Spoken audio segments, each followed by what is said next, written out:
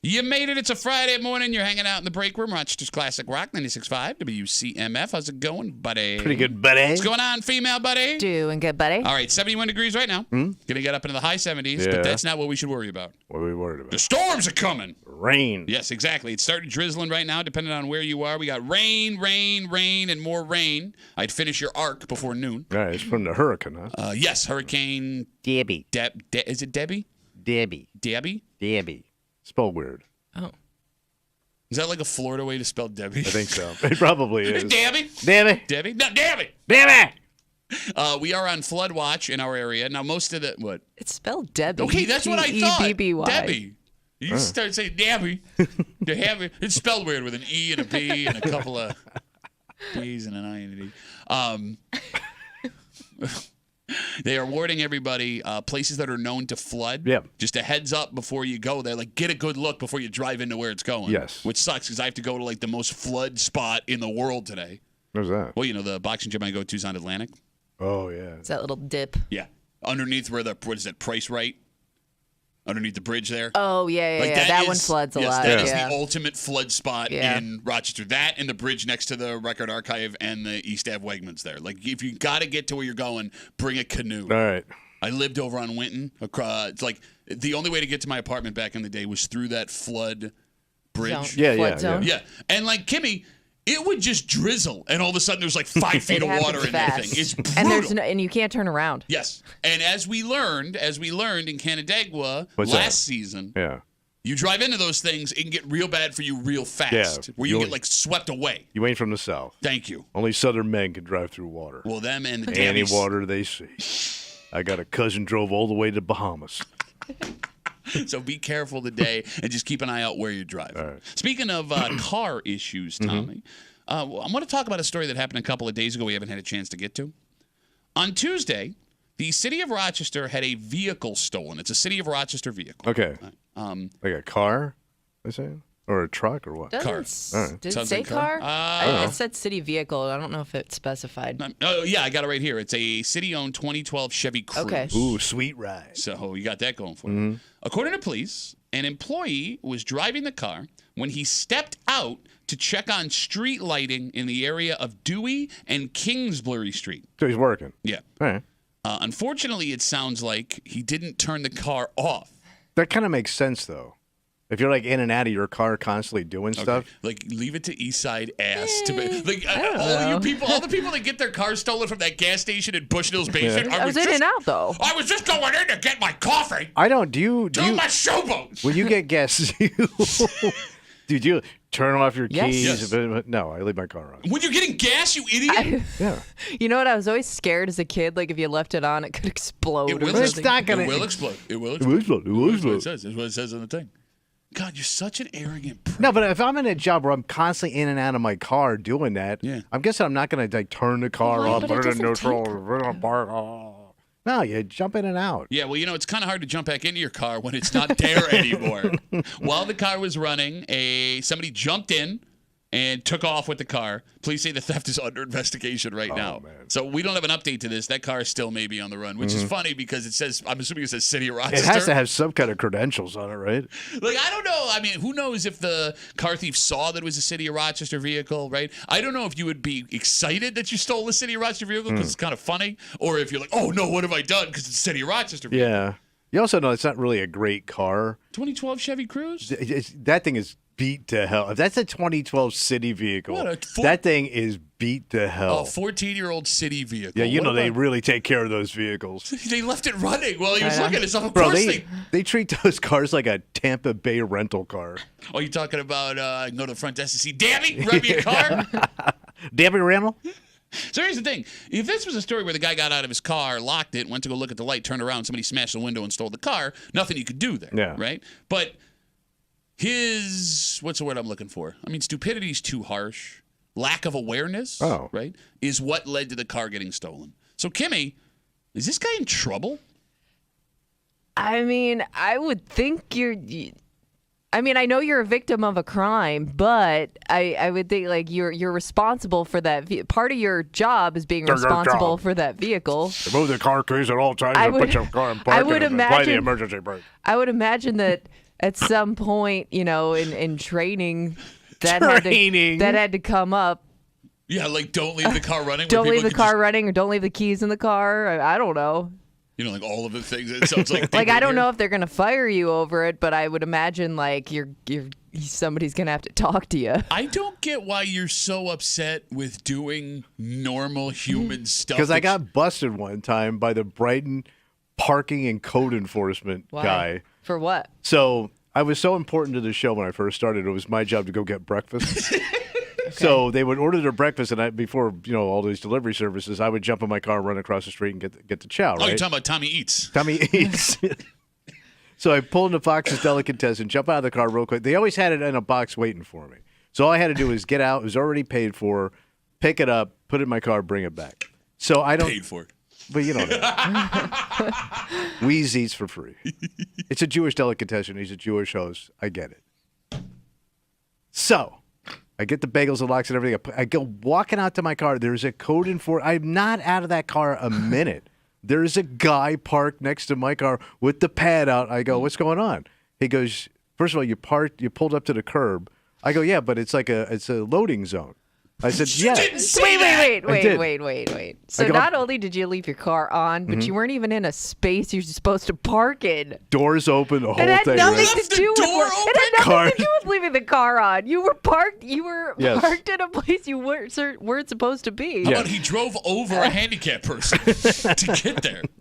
So yeah, like he wrote me that ticket like immediately, and it was not a cheap ticket, man, because I got like 3 infractions at once. I'm failing. It's probably a place where people do that all the time, so they're probably Constantly. ready for it. They are, and nobody got it. Probably, To stop people from doing it all the Yeah. time. it's 6:00 in the morning. The parking lot is completely empty. Wouldn't that be when they like unload things? Right, You're or also pick things up. No, but you're also making yourself sound more like a dick because you said there's nobody. You could have parked anywhere else. No, but I'm working. Oh no, you're not. I am working for WCMF. I am picking up food for the host. I'm credentialed here. No, you're not. I should. I am. I'm failing to understand. I have why a one-page contract with these people. I'm failing to understand why you think you were shafted here. Because I was picking up a delivery from one place to the other. You broke I'm every just law a- possible. I'm you the middle admitted. guy. So what? So Amazon and the guy that delivers the beer he says we're all the same guy. So wait, so Weeze told you to park in that spot? Yeah, he would. Like you're such a privileged ass bitch. Like I hate people like you. Like we had that conversation yesterday. Again, we're I'm talking. Pat. I followed the rules. Well, am I just Okay. paranoid where I've never thought like I'll leave my car on here because I'll only be a minute. No, but Like 60 seconds feels like a long time when your car's sitting there empty with the doors unlocked. It is a long time. You're not dumb. That's why you do what you do, right? It's called living in a polite society. I'm polite. You're my ass. You get your car sideways over an endangered species, doors open, part of it's on fire. We're talking about this story. It happened on Tuesday in the city. A city employee stepped out of his 2012 Chevy Cruze, city-owned, to check on the lighting in the Dewey Ave and King Kislingberry, thank you, Street. While he was a short distance away, somebody jumped in the car and took off. Tommy's like, well, you should be able to leave your car running because everyone's an idiot. A second. No, like, we talked yesterday. Working man. You're not trying to call yourself a working man. I picking wasn't up that mo. I'm hustling food for the host. hustling Hustling food. free You food. I was bagel boy, basically. You ate half those bagels. I know what you look like. Like Kimmy, if you drew his blood, it Yeah. was 37% bagel, 6% lox. Oh, No, I man. miss those days. Go ahead. Like, no, I'm sorry. We talked yesterday about, traffic laws that you don't actually know. Mm-hmm. And one of them that we brought up that everybody knows, but like dicks will completely throw to the wind, is cutting through a parking lot to avoid a stop sign or a Yeah. street light. And you admitted you do that in Pittsford all the time. Everybody does it. And like that is the perfect, what we're describing here is the perfect measure of what kind of human you are. Because you're right. Parking in front of a place with the car running in a loading zone when no one's there, you're probably not going to get in trouble for that. Right. Cutting through a parking lot to avoid having to wait with everybody else, you're probably not going to get in trouble for that. But it makes you a bad person. Right. Because it Bad? Yes. What, my you're- OJ of parking? I love, again, we're going to do this thing. I didn't murder anybody.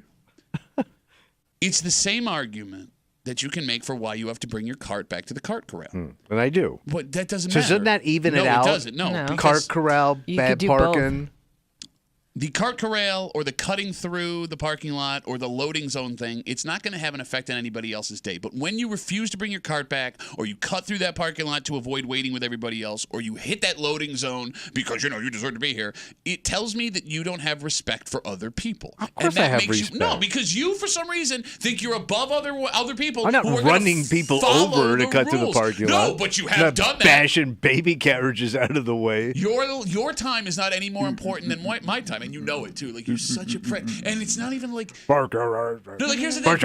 Here's the thing. If you were like a doctor or somebody important, you'd still be a dick, but at least you had, like, something to lean if I had doctor credentials... There's no such thing as doctor credentials. No, yeah, but don't you have, like, a medical person? I gotta get in. You could have MD plates where you can park and not get tickets. Oh, nice. So I thought, like, my wife's a dermatologist. Yeah. I was like, yeah, all right. She won't get them. Why? Oh, can she, though? Yeah. Oh. She's an MD. I don't know. She's like, I don't want to. No, I don't need them. No, but you may need them. For what? She's a dermatologist. Well, she does have to work at the hospital sometimes. Yeah, but they have, like, skin special cancer. Parking. No, Come on, man. But I'm saying, like, it's not like, my wife, she obviously went to medical school, so she knows everything up to it. Yeah. But, like, it's... I don't know, like, there have been so few, like, legitimate, I have to get there right now emergencies. Yeah, that's nice to have that in the bank, Well, man. I thought always take it. She won't take it. So let me ask you this. Sure. I pull into Wegmans. It's 7 o'clock in the morning. Sometimes I go there super early right, on a Saturday morning. There is nobody in the parking lot. There's maybe 10 cars. It's vast, right? Sure.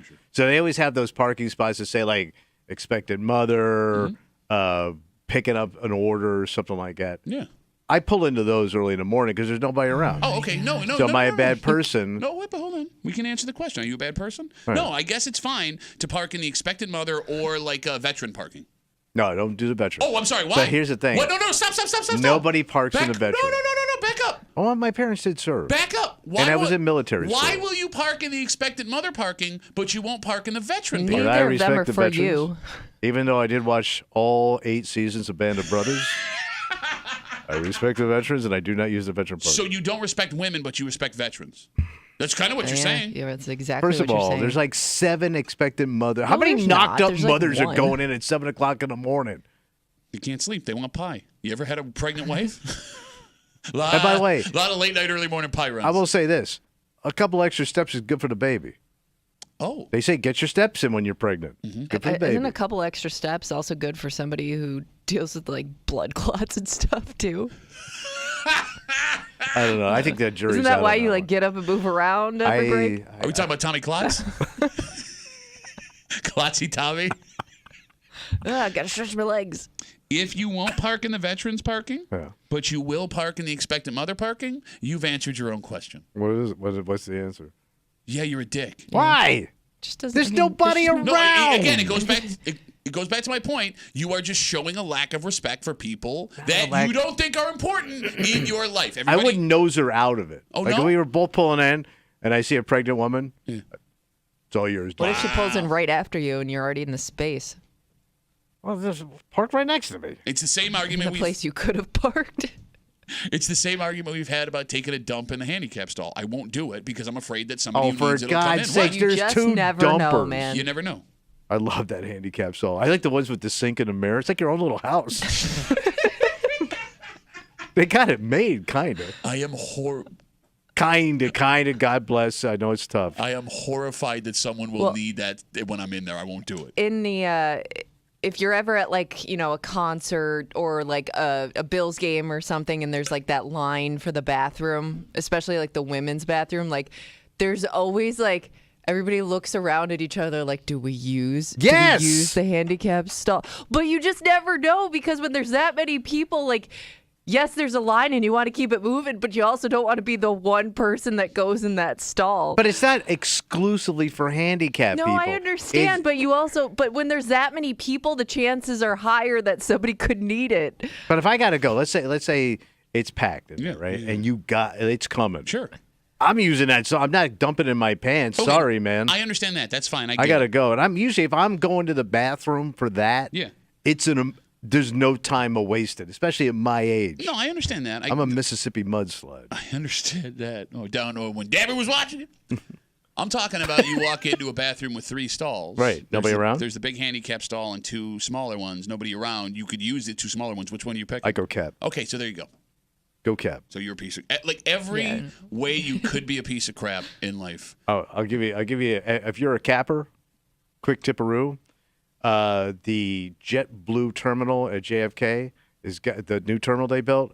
Goddamn, they stepped up with cap crapping. Talking about cap crap, bro. Those toilets are amazing. We have a dynamite. You're calling out specific restrooms. Specific handicap Hey, when you get to restrooms. be my age, toilets are like key. Like, you appreciate a good dumper when you're my age. Okay. Hey, listen, enjoy your good, healthy rectum. I don't have one anymore. We have a dynamite. Sometimes your friends are the worst people in the world. Kind of break room for you this morning here on CMF. Just after 7 o'clock. You know what? It's Friday. You know what that means. Oh, I think we already started, though. Yes, Creep Cap? Yeah, Creep Cap coming at you. And also, your Buffalo Bills take on the Chicago Bears' first preseason game of the year tomorrow, 1 o'clock, live right here on 96.5 WCMF. And it'll be an opportunity for Bills fans to get out in Orchard Park and see for the first time this new Bills squad. Very cool. I got my season tickets. Unfortunately, I will not be at the game. Oh, man. I have a child commitment. Okay. And when I can't make games, I try and like give the tickets to people who I think like would really enjoy being Well, you know there. why? Because you're a good person. You park correctly. You put the carts away. You're a good guy, Pat. There's someone at work who I offered my tickets to. What a guy. And Okay. in the interaction I had with that person, Yeah. someone else stuck their big ass head out Really? into the thing. All right. And Somebody overheard. well, let's just put it this way. The disrespect and arrogance, wow, look at that. That seems to be a running theme today, from this person was astonishing. Yeah. But what makes it more uncomfortable is no matter what happens, I'm not giving this person the tickets. Okay. Because you're already committed to the other person. Well, I'm still waiting to hear back. Oh, all right. But this is the type of person who will be upset All right. that despite the fact I didn't offer them the tickets, them thinking they think just because they said I'll take them for free, please. Okay. They're entitled to them. We'll get into it just right. after 7 o'clock here in the break room on CMF, plus a whole bunch more. But first, Tommy, you're not a guy who enjoys expensive booze. Nah, I mean, middle of the road. Middle of the road alcohol, right? And Kimmy, anything with alcohol you'll just drink, right? Cleaning products, please. I'm open. We're going to tell you about some high-end booze. Oh. And some high-end booze that could make a lot of money for a lot of people that a lot of people want to taste. But there's a problem. What's the problem? Well, first of all, it's hard to get this. Second, there is a government now standing in the way saying even if you could get this, you can't get it. And So it's illegal to sell here? I'll explain. All right. It's not illegal to sell. It's illegal to actually get your hands on it. What? I will explain. What? But this story is proof Yeah. that it's more about reputation than it is quality All right. when it comes to high-end booze. And we'll get into it next here in the break room on 96.5 WCMF.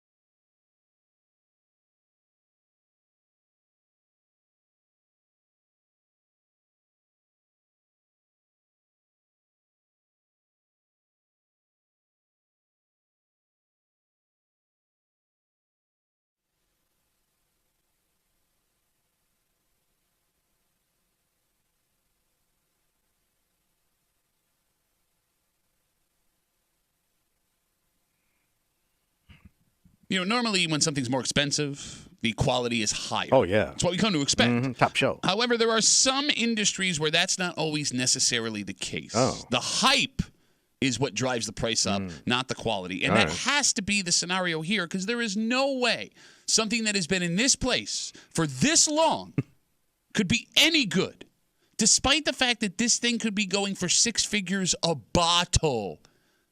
$100,000. You're hanging out in the break room, Rochester's Classic Rock 96.5, WCMF, just after 6:45. So you're telling me now. Yeah, I'm telling you right now. I can take my phone, Yeah. get one of these, and put it in the water with no training. Wow. No training at all. Okay. We'll get to it just after 6:45 here in the break on CMF. You know what place, after 6:45 on CMF, you know what place we never really talk about? What's that? The country of Sweden. Sweden. Let's talk yeah, about- it's not on anybody's radar. It is today, buddy. What's Sweden doing? Back on July 11th, a scuba team off the coast of Sweden was exploring a 19th century shipwreck when they discovered the ship was full of 100 bottles of champagne. So from the 1800s. Yes, you got it. Damn, but it's got to be ruined. No, apparently they don't believe. So go ahead, Kimmy. I'm sorry. No, I mean, I guess if it's probably stayed cold down there, Oh. right? Probably stayed cold. says I mean, that's Kimmy. the key to preserving it, I would Cold think. town, yeah. Sweden's a cold town, bro. So the scuba team got very excited, All right. and they wanted to go back down and get the bottles of champagne. Oh, yeah. It is estimated that if the bottles are still sealed, the champagne could be worth a fortune, and we'll get to what it could actually be worth in a second. There is just one problem. What's that problem? The country of Sweden is saying, no, you're not allowed to go get the bottles. Yeah, I thought there were like rules to like bringing stuff up from shipwrecks. And so the rules are like all over the place. Yeah. All right. But Sweden says the shipwreck is a relic, and because of that, no one is allowed to touch it until the end of time, that it is disrespectful to the souls that were lost on that ship. It's pretty much a gravesite. Leave it alone. Oh, all right. That has kicked off a court case to determine if people will have the ability to someday drink champagne that was made in the 1870s. And here's my question. Phone number being 252-WCMF 252-9263. Why would someone want to drink champagne from the 1870s? I would be afraid. Like, let's say you could get it down, and all of a sudden, hey, it's pretty good. And all of a sudden, you start hallucinating, like you just dropped acid. Well, like, I don't know what that does to you. Some people would pay more for that. I know. I understand. But I thought the most expensive booze in the world is some of like the oldest, It is. right? Like, Yeah. I mean, the more it ages, the more expensive and in demand it becomes. So here's the unless there's like an cutoff expiration date on that. Well, Kimmy, like what you said is true, right? Like the most expensive alcohol does seem to be the oldest Yeah. alcohol, right? Wine's the same way. And that's what we've been told. And I guess it's possible that's Yeah. the case. The problem with that is you and me and Kimmy and everybody that can hear us right now has never been able to test that theory Right. because all of the booze that's that old is so ridiculously expensive. And the problem with that is even Yeah. if it's hard to trust the people who have had that stuff because if you spend $50,000 on a bottle of champagne, there is no way you're going to taste it and go like, this sucks. Right. Because you don't want to look like an idiot. Exactly. On top of that, we also have several cases of, the wine testers. They're called sommeliers. Okay. They dedicate their lives to the wine wine. and what Yeah. it tastes like, right? Their knowledge. They go to school. They do, and they spend years perfecting their craft. Even the best sommeliers in the world have been fooled by outside circumstances where it's been super cheap wine that they try, and they're like, oh, this is amazing. It's that bottle with the kangaroo on it. Yeah, you got it. I mean, and not to mention, it's been underwater, 190 feet of water, for 150 years. Yeah. You would think the cork would have rotted out, right? It just would have been ruined. Yeah, it's still good. Still all sealed in there. Well, I mean, the cork goes bad if it dries out, so I guess it wouldn't have Do you, dried think, you out. think, Tommy, it would have dried out inside the underwater ship? No, I just thought like the salt water would have just eaten away at everything. I don't know. Yeah, the other funny thing here is you don't even know if it's good champagne for the time. Oh, That could have that's been true. the kangaroo bottle of Yeah. champagne equivalent of the 1850s, right? And they must have improved champagne making techniques since the 1860s, 70s. I right? just assume they've always made it the same way. You don't think that they've improved on the technique in 150 years? Maybe a little bit, but would it make that much of a difference? I mean, it's the same basic process. What other technology Yeah. has been exactly the same since the 1860s? I would say whiskey is made the same way they made it 200 years ago. There's I mean, no way. The actual process of it. I mean, the equipment is probably better, but what you actually do to make the whiskey would be the same, be like anything else. Okay, but yes, the little tweaks in the process are updates in All technology. right, but I don't know right? if that makes it any better or any worse. Well, I don't know. Like if you walked into a saloon in the Old West and had a shot of whiskey, would that be the same? Would it taste the same as the whiskey you have now? I'm gonna guess no. I'm guessing that whiskey tasted better. You're falling for it. No, I'm going to tell you why. Why? Let me tell you why. No chemicals, no preservatives back then. So you got a more natural, organic whisk. I'm going to say that whatever was happening back then was more organic because they didn't have all that technology and all that chemical crap they pour in there. But what makes you think there's no pesticides? But what makes you think that tastes better? You've never had it. So you think I really have a good taste for? I'm going to miss the pesticides. Well, I don't know. I mean, you are 5'5". Right? Did that have your dad's 6 foot, your brothers are 6 foot, you're 5'5"? Yeah, I feel like you are a pro pesticides guy. I just find it weird because you're doing exactly what I just said. But it's also rare. That's the other thing you got to remember too. It's rare. Okay, rare can also suck. It could, but it's still rare sucking. It's rare sucking so rare. Sorry. So it does say the process for making champagne has changed over time, but like the original principles and ingredients are the same. Right. It says like in the 1800s they still made it with high quality grapes and they aged it the same way. But again, what's a high quality grape in the 1800s compared to now? One that hasn't been, stomped on by a horse. No, you would need to do that to make the champagne. 252 WCMF. We're talking about the shipwreck in Sweden because if there's one thing we in the break room bring you, it's breaking Swedish news. Scuba divers were exploring it in early July when they discovered nearly 100 bottles of champagne still all contained together on board. They wanted to go back down and get them and sell them. The country of Sweden said, no, the shipwreck is a relic. It is a gravesite. You cannot touch them. And now there is a massive court case because these people want to sell the champagne. And the reason they want to sell the champagne, Tommy, this is not the first time shipwreck champagne has showed up. Back in back in 2015. 180 bottles of French champagne. Ooh, that's the good stuff. That was 170 years old. God damn. Was brought up from a shipwreck in the Baltic Sea. It was believed that the champagne was headed towards a royal family of probably going to Jesus' house or something. Yeah, in the from 170 years ago. Yeah, that's what I mean, way back. Yeah. Scientists got to test some of the champagne. And? They got to taste some of the champagne. And at the time of the wreck, it was some of the most expensive champagne in the world. Experts who tasted the champagne used words like animal notes, wet hair, cheesy, and leathery to describe the champagne they tasted. But despite that... You sure they weren't tasting your mom? Little cheesy, little hairy.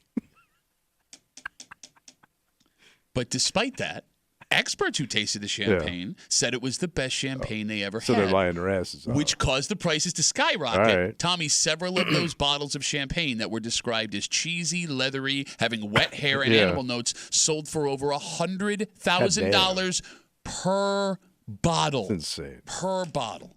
But you're an idiot who, like, if some guy had a bottle of whiskey that was on a shipwreck from, 1840, you would try it and be like, oh, no matter what it tastes like, you would be like, this is the best whiskey I've ever had. So, would you even try it? Like, if somebody walked in here and they said they got a bottle of whatever we like, to that equivalent, and you wouldn't want to taste it?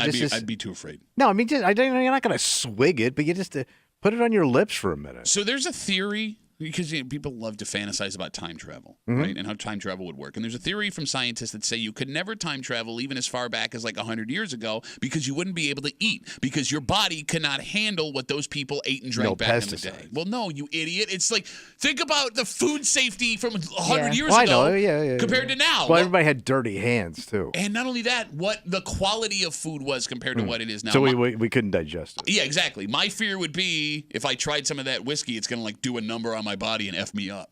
You'll be fine. You're just a little... I gotta try it. Okay, well, I mean, you don't have much to live for anymore, and you've had a good run, so... I've had a very good run. I say go for it. Kimmy, would you try alcohol from the 1850s? I really don't have any interest in it. I think my mind won't let me enjoy it just knowing how old it is. It kind of freaks me out. I mean, just the history of it's pretty amazing. No, I don't disagree with it'd be cool to see like the bottle and stuff. I'd be curious to watch other people's reactions to it, but I don't think I want to be the tester for it. Like, especially if that bottle is connected to a piece of history, I definitely want to taste it. Like, let's say they found Churchill, big alcoholic, right? And he drank all day long.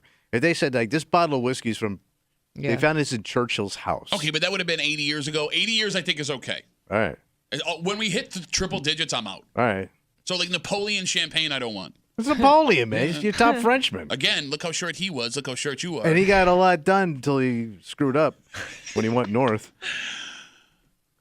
I was in a bar, God, like 4 or 5 years ago.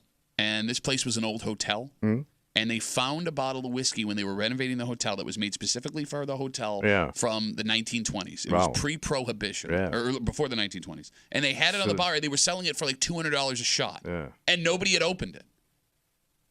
And? Of course not. No, I'm not doing. I'm spending $200 a shot. But the point I'm making is, everyone that walked in, the guy would point out this bottle. It was like under glass and it had lights on it. And it wasn't that kind of place. They were just proud to show it off. Yeah, no kidding. Everyone was like, wow, that's interesting. And the bottle just sat there continuing. No, but you should have tried it, man. It probably had hints of formaldehyde in it. Like, you ever see like the guys that worked in those distilleries back then? They all looked like they were starving to death. They were starving to death. Like the old Jack Daniels number 7. I ain't eating a month, man. I'm full of worms and rickets. Like, bro, there's a decent chance that in these bottles of champagne and whiskey, there's an 8-year-old's finger. Like, things weren't great back then. That kid was working there. I was a working 8-year-old. That's when 8-year-olds wanted to work. By the way, if the finger shows up in the shot, you have to swallow. Oh, yeah. It's like swallowing a worm with the fancy tequila. All right, maybe you're not a drinker. You want to do something more active. Okay. Right? And, get off your ass. Well, folks out in Brockport have partnered with a company that has had success across the United States. Okay. To get people more active in an easier way. Okay. What are they going to do? Well, now you can walk right up to one of these things using just your phone, scan it, boop, and in a matter of a minute, you have one of these to use however you want to use it. One of these. How this is allowed on this body of water with absolutely no training. So I have no nautical experience. If you don't need it. Okay. I mean, maybe you do, but you don't have to have it. And there are a lot of people that are arrogant enough to be like, yeah, how hard could it be? Why are we doing this? We're going to do it next here in the break room on 96.5 WCMF.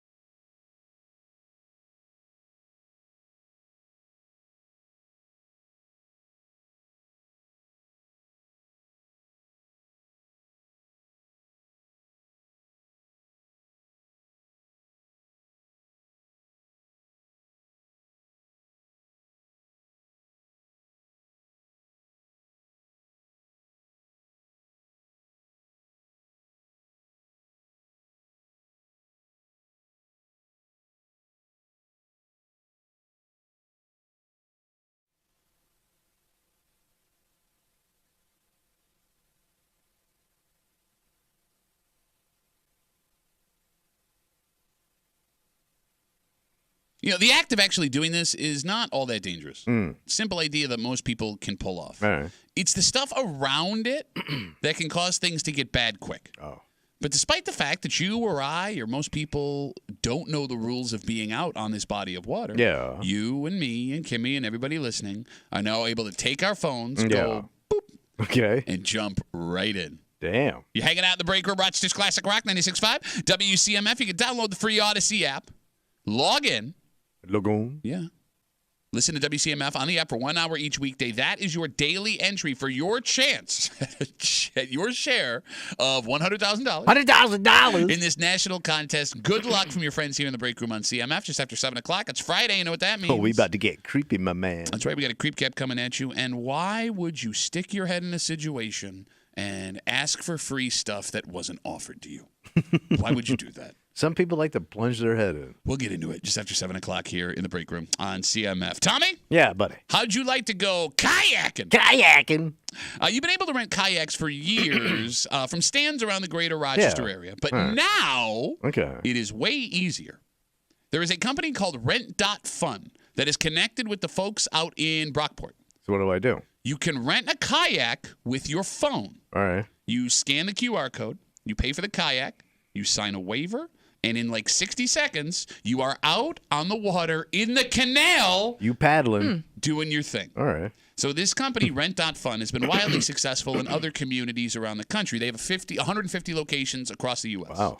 And folks are very excited that $25 gets you 2 hours on the water with That's a a kayak. quality kayak. That's, yeah. But there could be some problems here. Yeah, not the most stable boat. Let's just start with that. Okay. Just in general. Tough to balance. Yeah, they tend to capsize. Have you ever kayaked?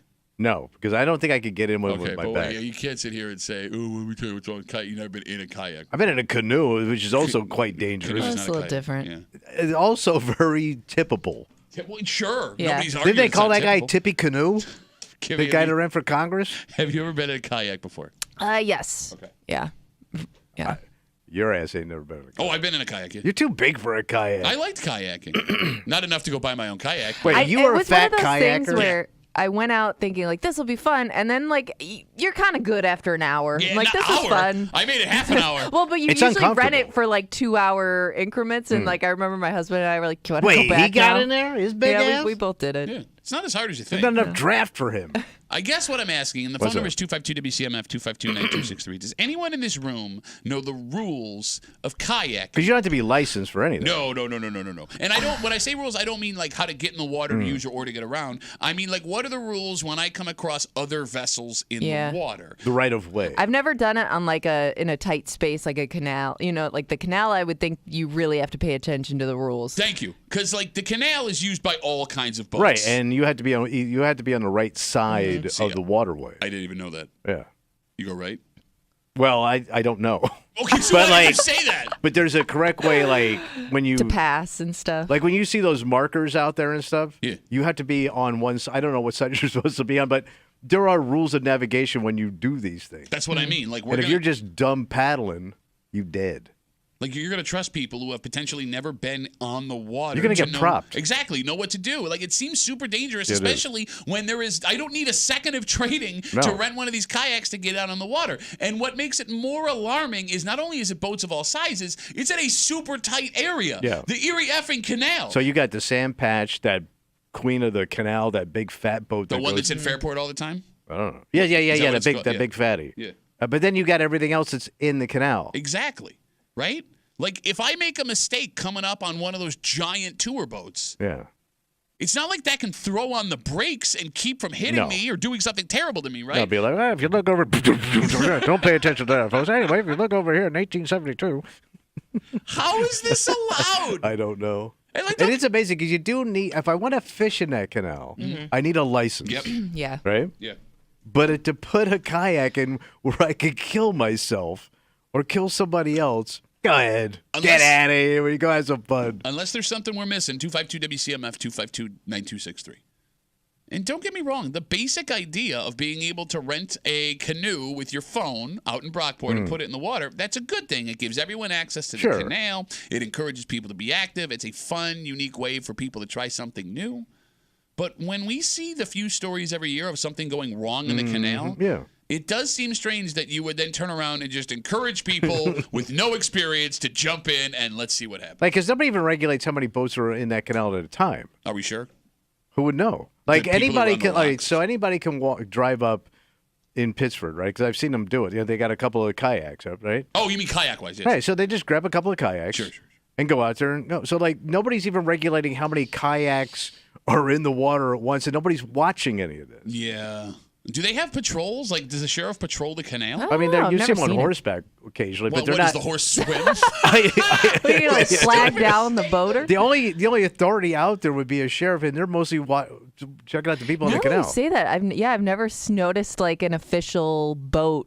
There's no on the harbor master canal. of the canal. No, I mean, I'll admit I don't spend a lot of time on the canal. Yeah. You do every day. Are there sheriff's boats that go up No. and down the canal? I've never seen one. I mean, if you want to talk about sheriffs that are working the side of the canal, I know one of those guys really well. That guy ain't jumping in the water. He's too dense to swim. And by the way, if his spiky hair got near your kayak, there's a hole in that thing right God damn it. Now you're going down. Lance, dead ahead. 252 WCMF. A company called Rent.Fun is now giving people out in Brockport the opportunity to use their phones, walk up to this kiosk where they have kayaks that you can rent. Boop, you scan your phone for $25. You get 2 hours on the water. In 60 seconds, you are in that kayak having fun. You yakking. And it's insane that people that have no training in the water, don't know what the rules are when it comes to coming up on other vessels, are allowed to do this. And by the way, it's not just the boats either. What else you got? There are unique features to the canal that even experienced boaters on other bodies of water could be confused by. Like what? So, like, if I have this for 2 hours, the kayak, right? Like, that means in theory I could kayak for an hour one way and then just kayak back. Yeah. How close is the nearest lock to Brockport? Oh, I don't know. What do you do when you get to a lock? Well, I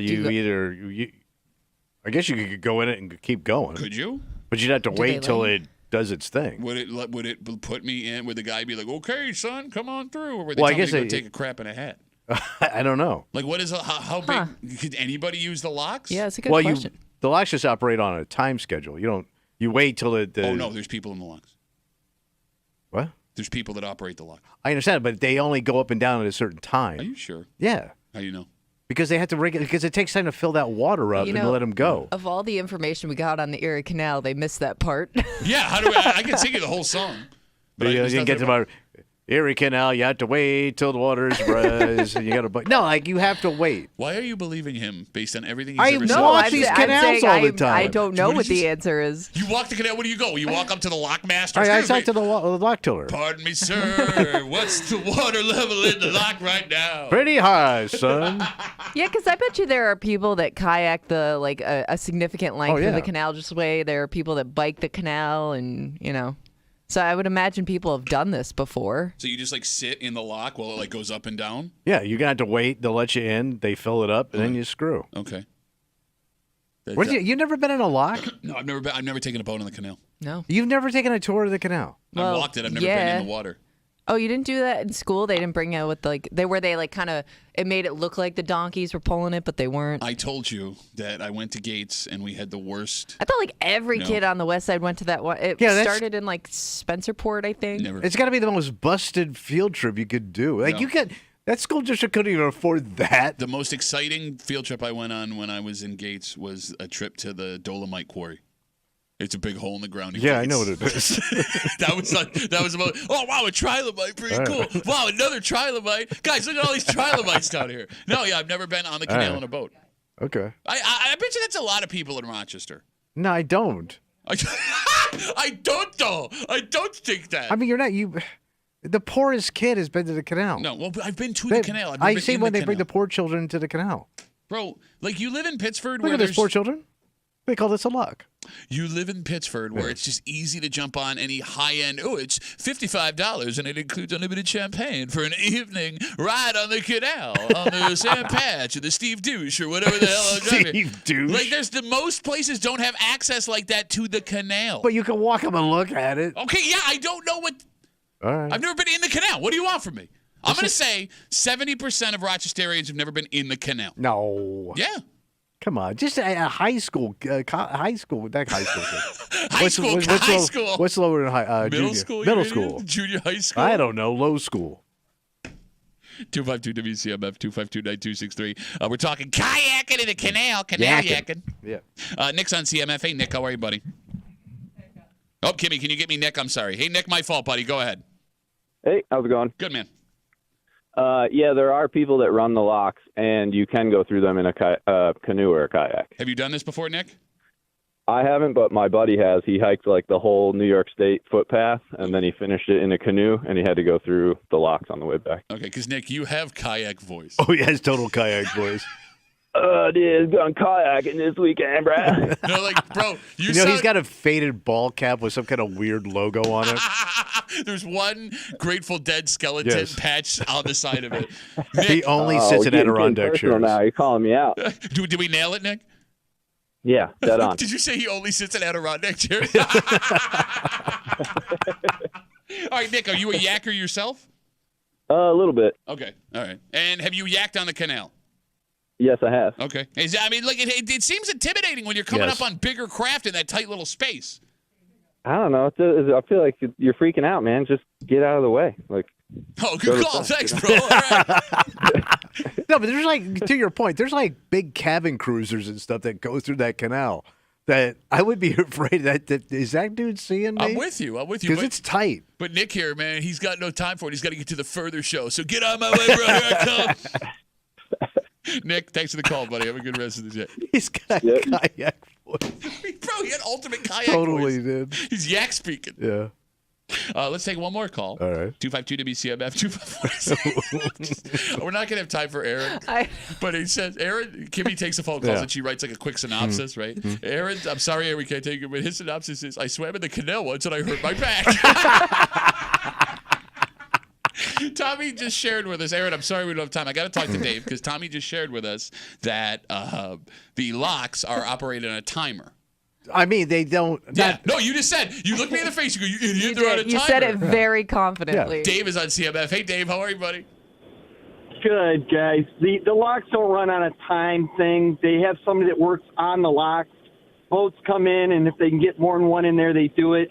They raise up 25 feet, move them out the other side or down the other direction. On a timer. You're so dumb. You were so not only were you timer. confident. They set the timer and then they go. You were getting like mad at us for asking question. Why would you? It's that Ron Popeil set it and forget it lock system you could buy. No idea who that is. You don't know who Ron Popeil is? Why would you know who Ron Popeil is? He was Mr. TV before after Carson. Say that again and ask why Kimmy wouldn't know who that is. What had happened to America that I grew up in? Dave, thank you for the non-timer lock information. No problem. There goes Dave. Why do you say things that you have no idea? You just make stuff up and get mad when we question you. You're insane. You're an insane person. I thought I saw a timer. Where? On the side of the lock. You're kidding me. Yeah, it was ticking. Take a break. It's Friday. You know what that means. Creep cow? Yep, all the disgusting things Tommy said all week long. Creep kept coming at you on CMF. And look, man, if you're offered something, you're welcome to take it. Right? Yeah. I mean, it would be maybe rude not to take it if you're offered something. Right. Step up. It's another thing when somebody is offering something to someone else and you go, well, if they don't use it, I'll take it. Oh, they just jump in. You didn't extend it. Like, that's like the most 5-year-old thing to do. Yeah. But it's not something that is uncommon. Oh. And it reared its ugly head here at our office. We'll get into it next here in the break room on CMF.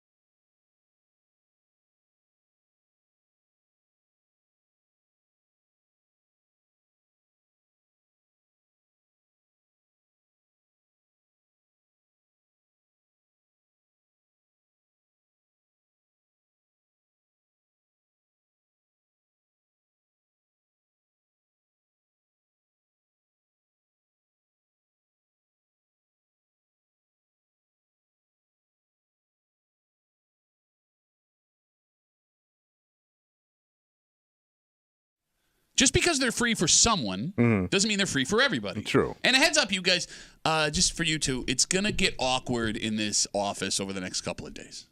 Why? Well, look, there are people you like at your job and people you want to help out at your job. Oh, sure. But you shouldn't expect everyone to do everything for everyone. No, you can't. It's impossible. You know what I'm saying? Yeah. And if I want to do something for someone, I'm not obligated to do the same nice thing for someone else. No. You're hanging out in the break room. Rochester's Classic Rock 96.5. WCMF, we'll get to that in just a second, but it's Friday. Yeah, what's going on? Well, you're creepy. You're welcome. We try to take advantage of it. It has destroyed our ratings. If anyone could send me money, I'm starting to GoFundMe. All the disgusting things Tommy said all week long. It's called the Creep Cap, and it happens now on CMF. Yeah. Oh, man. All right. God. All right. How hard? Okay. All right. I love it. No humidity. Yeah. It's going. It's good. Down. Down. Not sticky down. like your mama. Oh, sticky, sticky. So sticky and icky. So you need to write a tune about a 70-pound beaver that could hurt you. What do you think the title of that song would be? Got a beaver, she 80 pound. That's it. Stuck my arm in, now I'm not around. I don't know. A man of meat. Or Woman of Meat. Oh, lady meat. That. Who don't like some lady meat? Had some last night. We'll get into it. How about your mom? Shut up. Pardon me, boy. Would you like a little leather? Yes, sir. You know what? You just turned me on to something. She had cheesy pubes. By the way, Cheesy Pubes, one of my favorite 1960s blues musicians. Oh, baby, got them cheesy blues. Ain't gonna touch it, baby. The Giant Dough Roller, that's my favorite. That's somebody riding your mom. A momman. I would pay $5 to look at a young man's penis. That pretzel pubes in my head. That's from Ribs Arkansas's blues album. Too much, you're gonna be dead. Shut up. Died at the mall. Choked on pretzel pubes. You're saying, Tommy, you would rather have the giant penis on the Browns yeah, game? I'm looking at her husband right now. Put a big old penis on that boy. Hang a crank on him. And that's when your penis has the most value, is then. Oh, my God. You want to try that again? No, I mean, I think people would like to see a young man's penis than my old shriveled dead crank. Mouth tornado? What's that? No, that was on your mom last night. Tore it up big time. I heard it was an State of emergency below the belt. heard it was an F-Zero. That's what I heard. Wait, she broke down to you. My night with your Shut up. Shut up. It's so good to be a creep. There it is, Creep Cap on CMF. Your Buffalo Bills take on the Chicago Bears tomorrow in their first preseason game, 1 o'clock, right here live on 96.5 WCMF. So exciting. Well, it is the first chance for everyone to get out to Orchard Park at the stadium, see some real live football this season. Bless you, Kimmy. And you know I have my Bill season tickets. Yeah. And I was planning on going to the game tomorrow, but my oldest has had a hockey thing pop up, so I'm going to pass to spend time with her. Cool. No biggie, it's preseason. But because of that, I had to get rid of my tickets. All right. And we have a coworker who has a son who is a diehard Bills Oh, this is perfect. And these tickets aren't cheap anymore, you were saying. well, right? that coming up, they won't be cheap Yeah. anymore. Yeah. This is, Right. Now they're cheap. That's why I have them. Okay. But this kid, I met him a couple of times. He's a really great kid. And I thought it would be nice to offer my tickets to see if Yeah. her or her husband Perfect. wanted to take your son. Okay, Yeah. great. So the other day I go upstairs and she's sitting at her desk and I ask her, hey, Yeah. would you like the tickets? And she goes, well, here's the thing. We already have plans this weekend, but she goes, he would love to go. And she's going back and forth. She's hemming and hawing. Yeah. So she goes, let me talk to my husband and see what he wants to do. And I go, yeah, no problem. I give her my phone number. I go, text me when you know. Just let me know. All right. All of a sudden, big old fat head Oh, I know which one. King Fatty. pops from around the wall of a cubicle. And it's a guy who we work with. And he goes, hey. If she doesn't take them and they're free, I'll take them. He says that. That's the quote. All right. If she So I guess doesn't- he's next in line automatically. But he even says, and they're free. Yeah. Right? I Thank don't you, wanna kind pay sir. nothing, though. Yeah. Like, this guy's got no children. I don't have any relationship He's with a this guy. glommer. Yes, exactly. That's King Glom. He just heard free. Yes. Or thought What? free. I didn't even I thought say all that. those guys in this building retired. No. We still got some Gloms. I think the only reason you get into radio is because you are a glom. Oh, yeah.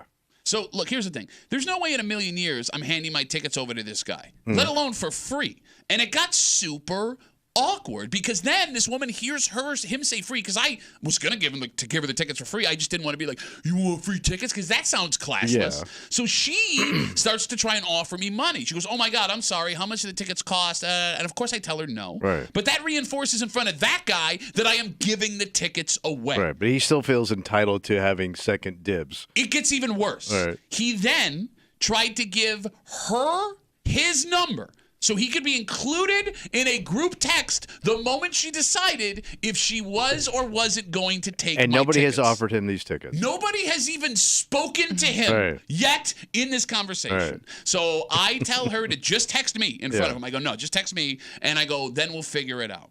So she texted me last night, and she says she can't use them. And I have another friend with a kid who is happy to take them. All right. But this guy thinks he is getting my tickets. Yes. Do I tell him today that he's not getting my tickets, or do I just ignore him and hope it doesn't come up ever again? I would ignore it and hope it comes up.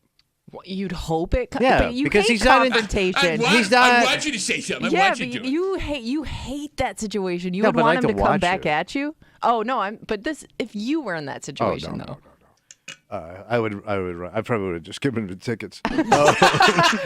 No, but I mean, you're not entitled to like tell him anything. I mean, the guy glommed in. Yeah. He creates this chain text that he's now going to be the running. Which he wasn't on, by the way. Right. She texted me personally, thank God. So yeah, you don't have to say anything. It's screw him. Kimmy, Yeah. do I ignore him and hope it dies? Or Yeah, do I think you avoid. That's what I would do. Just keep. And by I the don't- way, he's gonna bring it up because he's that kind of guy. All those guys are the same guy.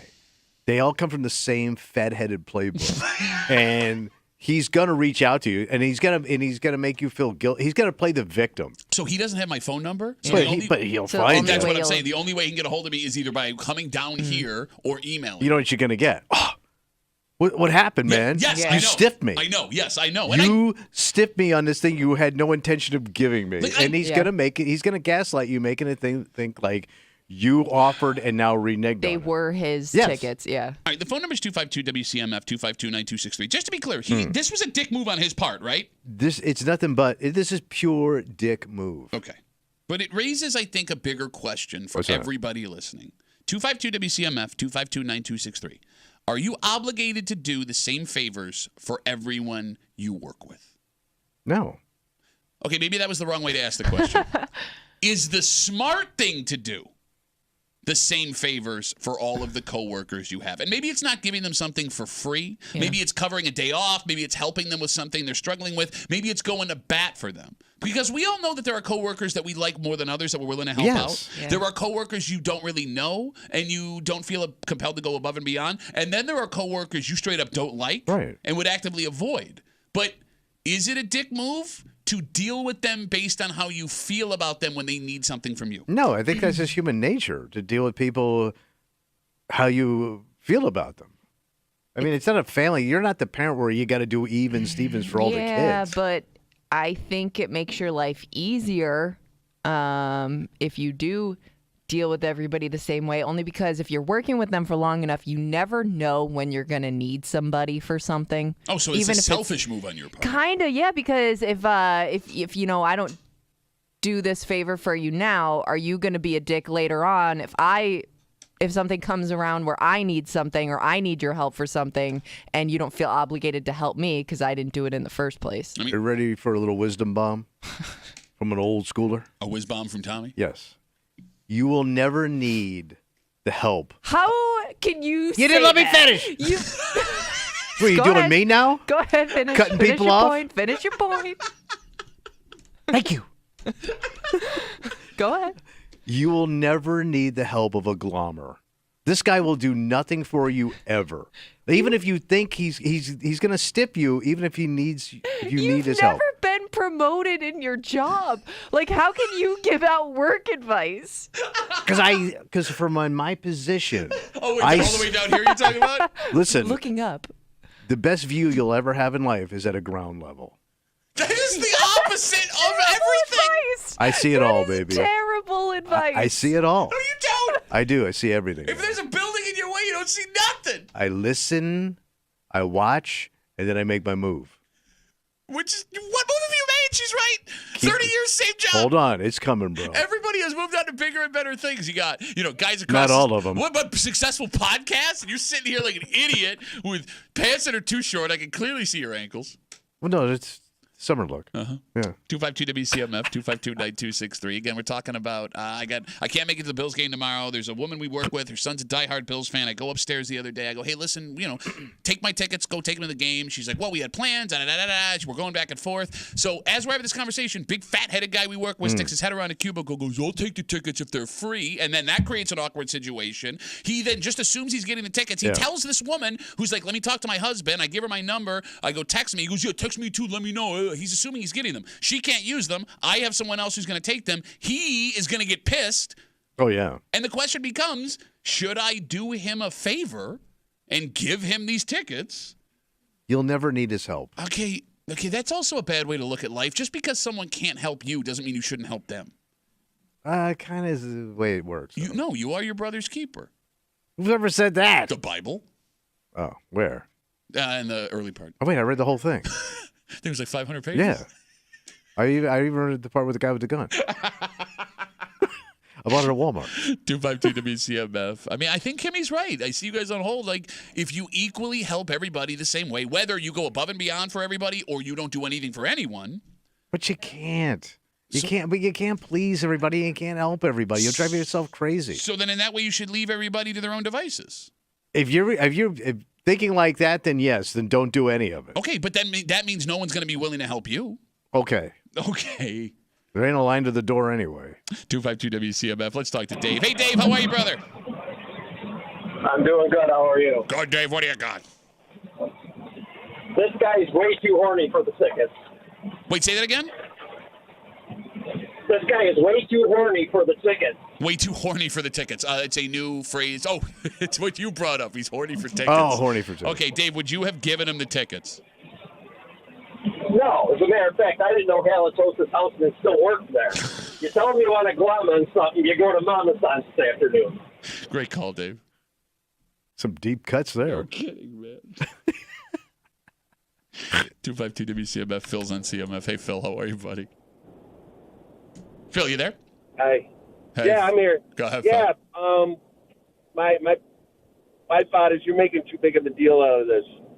If the guy says anything to you, all you got to say is, hey, I gave him to a friend of mine. No, he's not a friend of yours. I get it. I get it. Look, what you're saying is true, fine, but like even things that don't really matter can create awkward situations inside a workplace, right? Yeah, and I don't want to do that. I'm not giving him the tickets. He can go F himself, right? But Phil, when it comes to the guys, gals that you work with, are you willing to do a favor for everybody, or are you doing a favor for the people that you care about? Exactly. The people I care about that I work with. Okay. So if it's someone you don't like or you're not particularly close with anybody, you're not willing to go above and beyond for them? Probably not, no. But why would they go above and beyond for you then? Because I don't expect them to. Okay. I wouldn't ask them to do that. That's not somebody I would approach for a favor, I don't think. I don't feel I'd be put in that position. Okay. But, Phil, let's say you didn't have to ask. Let's say that person was so touched by something you've done for them before they wanted to. I mean, you've had those situations, Tommy, where somebody has done such a solid... Okay, you're the wrong person to ask. Kimmy, you've had those situations where someone's done such a solid you want to go above and beyond for that person? Yeah, sometimes it's an unexpected person, too. I mean, Phil, that's how you breed relationships. No, and I don't disagree with that necessarily, but that's something you voluntarily do. This guy puts you on the spot. Yeah, I mean, I get this spot, Steve. He's the one that puts you out on that position instead of you just looking at the situation. Okay, I'm going to do something nice for this person. All right. Well, Phil, thanks for the call, buddy. Have a good rest of the day. If you don't get along with Phil at work, F you. Get out of my way. I love how you're making fun of him. He had the same take. Yeah, I was going to say, you said the same thing. We have examples. We all have examples of coworkers we didn't think we'd connect with, becoming friends years later when you then have a reason to interact with them. Okay. There are also examples of coworkers that we didn't like, who all of a sudden we spent more time with them and realized they were okay. You got to know. They just rubbed you the wrong way at first. Yep. Except that one guy who then we all liked, and then it turns out he was a dick the whole time. It happens. But you go back and forth. If you work at a place long enough, I think those relationships change, whether it's for the better or the worse. All right, so in that way, despite the fact that he rubbed me the wrong way, I should give him the tickets. Yeah, but he may never come back around. I mean, he may just be that dude. Yeah, he probably is that. I mean, he does seem like that dude. Those dudes never change. I've never seen a Glommer switch. A Glommer switch? They don't. Sounds like something I'm going to Home Depot for. Hey, I need a 22 millimeter Glommer switch. Aisle 13, thank you. Kimmy, would you give him the tickets? Yeah, I'd probably feel pressured. Oh, but it's not out of... It would just be purely me, avoiding any conflict, knowing I'm going to have to talk to this person again at some point. And if I didn't, honestly, if I didn't have anybody else in mind to give these to, I'd probably just hand them over. And the problem is when you do that, you're just feeding the beast. Yeah, you're right. Oh, my God. That's such an old man argument. No, you're rewarding bad behavior. Oh, look who's talking. Right. Look who's talking. Or they tell somebody else, yeah, Pat's got free tickets. You should go ask him if and you these need. Glommers have a network, bro. Local network you talking about? It's like a sub-society of Glommers we don't know about. You know what's funny? Like anything else, like as off-putting as that was, and as much as it left a really bad taste in my mouth, him just sticking his head, I'll take them if they're free. Yeah. Why would you even say it like that? Anything else, I probably would have just been like, okay, here, take it. But like my Bills seats are so sacred to me. Like the thought of him sitting in my seats on Saturday, no, it gives me the ick. Like I'm not giving him the seats. But I know, I'm now mature enough to understand. Eventually, this move of spite will bite me in the ass. It won't. It's gonna. I'm telling you, man. I'm telling you, it won't. There is going to be a time. Maybe it's next week. Maybe it's a year from now. Maybe it's 10 years from now, where I'm gonna need that guy for something, or we're gonna be in a situation, and he's gonna be like, "Nah." It's not gonna happen. If that happens, I'll give you $100. $100? Yeah, $100 if it happens. Okay. And don't fake it. Okay. Give me fake face. All right, let's take a break. As we're having this discussion about work and everything, right? Yeah. Everyone's looking for the easiest path to the most amount of money. Oh, yeah, buddy. What if you were able to get your summer off full pay? Easy street. Nice. Sounds awesome, right? Yeah. One man thought he had that down, but what he was willing to do to get it done. Oh. Not only has he lost his job, he's now facing charges. He's arrested? And he's an international joke. International joke. And that's not even the worst part of this, because the pain he had to go through, and that was his plan. His plan was the pain, bro. And Jesus. We'll tell you the story next here at the break room on 96.5 WCMF.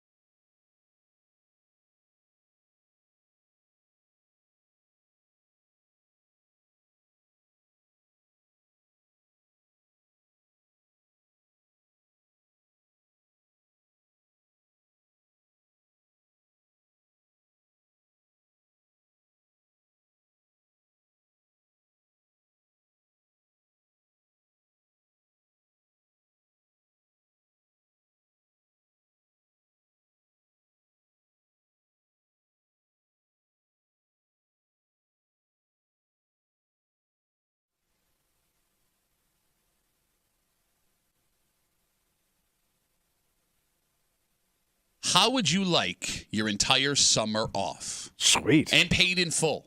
Oh, my God. If you're not a teacher or you're retired, that's not going to happen. Yeah. Unless What do you get? you come up with a plan. This man definitely had a plan that almost worked. But even if he wasn't caught, what he did would have some folks calling him insane, while other folks thinking he was a genius. You're hanging out in the break room, Rochester's Classic Rock 96.5. WCMF, how'd you like your chance at your share of $100,000? $100,000. Download the free Odyssey app, log in, listen to CMF on the app for 1 hour each day. That is your daily entry for your chance at your share of $100,000 in this national contest. Good luck from your friends here in the break room on CMF. Just after 7:45, you know that old saying, no matter what, you're always broke? Yeah, you rise to the next level of broke. There is now scientific proof that is the truth, and there is nothing we can do about it. And we'll get to it. We can't fix it. There is nothing. We're terminal. According to a psychologist, we'll get to it at just after 7:45 here in the break room on CMF. So this story comes to us from downstate. An MTA worker in New York City, you know, the subway worker? Yeah. He had himself a rough day at work. He was working as a transit cleaner, so he sweeps out the subways Yeah, and cleans the all cars. the guck. You got it. He was attacked just after 3 a.m. while doing his job. He says he was cleaning a car when all of a sudden he was pushed from behind by an unknown man.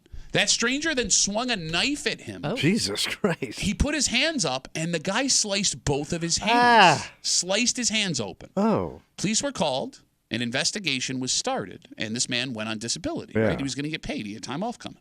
The good news, They figured out who slashed this man. The bad news, the story is not what it seems. Oh.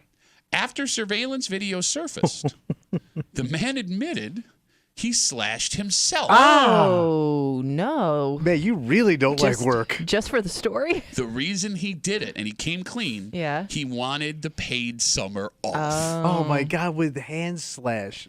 He came totally clean. He told the cops he just wanted vacation time. He was unaware there were cameras on the trains that caught him and his lie. Man, how bad do you want something to do that? I was just thinking, like, even if I had that idea, when it came time to actually do it, Slash yourself. I wouldn't slash myself for a free house. Well, really? You're going to sit there and take a knife, for a free house? slice open both of your hands. You'd have to do it it multiple times, too. You have to do this hand, and then you got to do this hand. I was going to do there's no way. So, by the way, this guy's been suspended without pay. He's facing charges of falsely reporting an incident. So, both of you are saying what this man tried to pull off was not worth it. No. 252-WCMF, 252-9263. How much are you willing to hurt yourself to get the summer off? And I am serious when I ask the question. Because there are, Tommy, plenty of people who just heard this man's story and do not think he is dumb. Well, dumb for getting caught. Yeah. But having the idea, not You wouldn't do that for a paid 4 months off? No. I hate pain. Pain is temporary, glory is forever. Well, the summer ends. What's But you get what I'm the saying. glory of July? What do you mean the glory of July? That sounds like some right-wing podcast. It seems like there are other things you could fake to try to pull it off before it actually came to, like, physically hurting yourself. But what else is going to get you months off? I mean, I've heard about guys in, like, the Army that have done this, like, to get out of... Yeah. Shot themselves in the foot. Yeah, like, I can't imagine what that feels like. But, I mean, think about this, man. Yeah. Like, we're very fortunate. We have the best jobs in the world, right? We love coming to work every day. Yeah. But we've all had jobs that we hated, right? Racks your body with pain, makes Yeah. you hate everyone you work with. You don't want to deal with the interactions. Like, this guy says in his confession, Yes. the reason he wanted the time off is because he couldn't stand the heat of being underground. He said it got too hot in the summertime. So he doesn't have a tolerance for heat, but he does for slashing himself, which is that's amazing to me. Great point. Maybe he was unaware of how much the slashing would hurt. But I mean, look, if you're going to talk about places where you'll still be able to be a person and hurt yourself, I mean, slashing your hands is probably the best move. But by the way, if you slash your hands, you can't do a goddamn thing. Sure. Right, You like wrap 'em you're up and you eat ice down cream for that the way. count for a lot of things. Yeah. Like, I'm guessing just basic, like, showering is going to be difficult. How 'cause you about probably wiping my ass? Can't get your hands wet. And it's July. 3 I got a sweaty ass that needs a good wiping. 3 months of paid vacation. Oh. 3 months of paid vacation. I don't think this guy's plan was all that bad. I don't. I think I could do this for 3 months paid vacation with jobs I've had other than this one. Yeah. In fact, What if you just go ahead? every job I've had other than this one, if somebody was like, if you slash your hands, you could have 3 months. I'm not saying I'd do it, but I would think about it. Oh, I cringe at the thought. What if you just like wrapped your ankle up and showed up in crutches? Well, you don't have to have a doctor's note. I guess. Well, you can see you just sprained it. Yeah, I sprained my ankle. I turned my ankle. You ain't gonna get ankle 3 months freaking off. My foot hurts. Right? Yeah. I mean, look, this is the perfect Yeah, plan. you're not gonna get that much Yeah. time. Because but- he did it on his job, right? He had proof. Like a doctor is going to look Yeah. at that and go, yeah, you can't work for 2-3 months because your hands are all effed up. Like this was the perfect plan. Look, nothing good comes without sacrifice, whether that is money from your job Yeah. or love from your family or time off from bloody hands. All right. Stigmata vacation plan.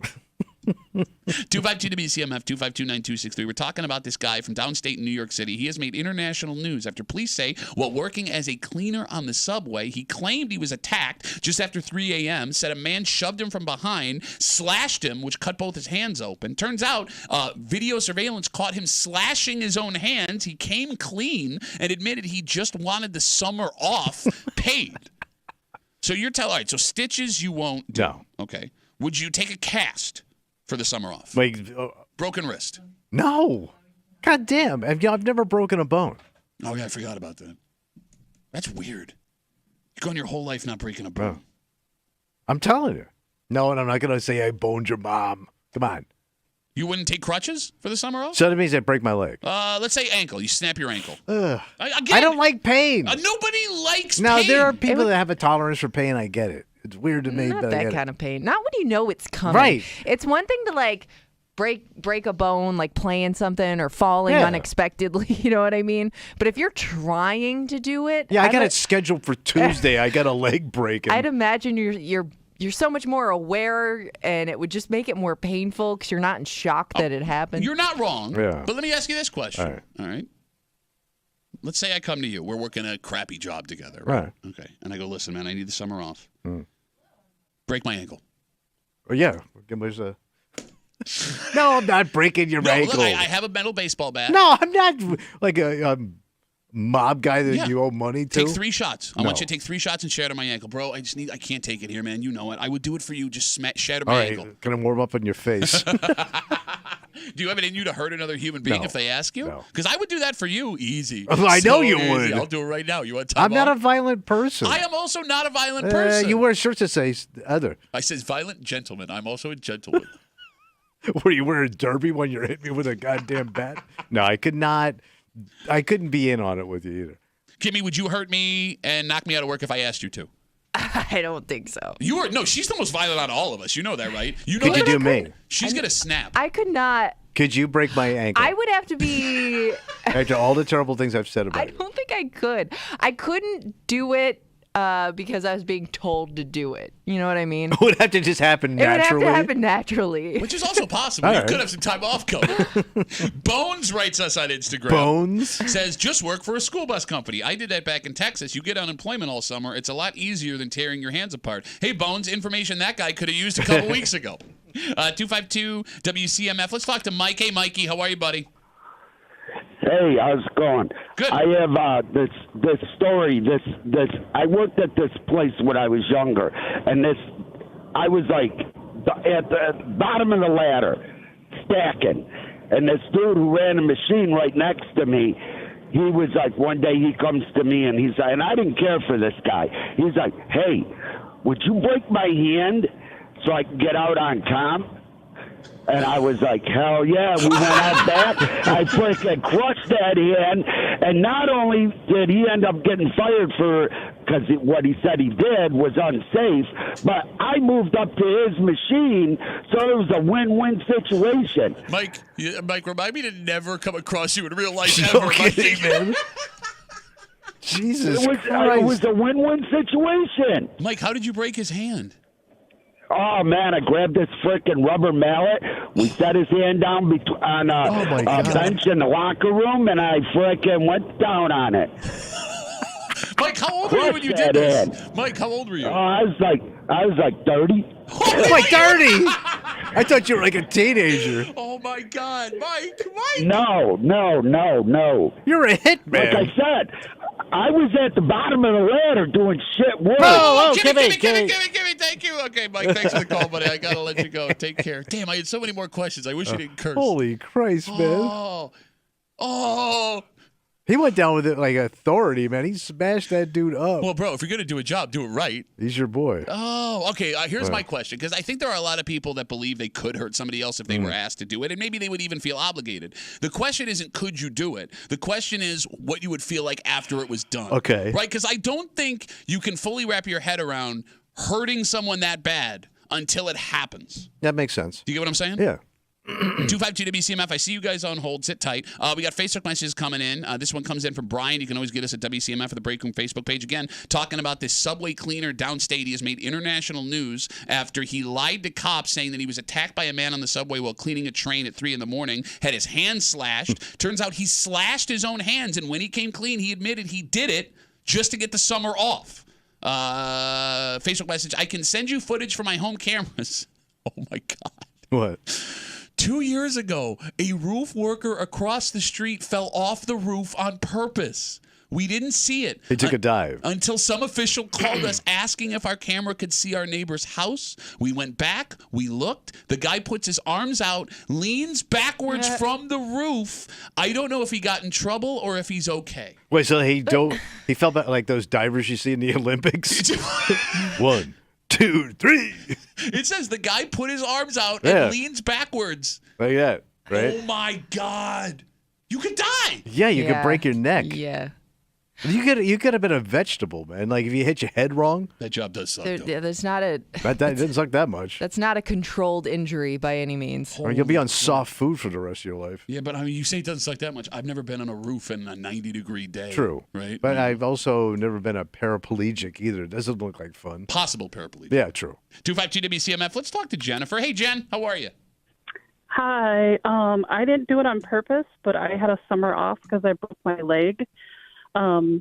My husband had decided back when my daughter was 4 that he would let her play with bubbles in our stairwell. And she spilled them, and he just left it.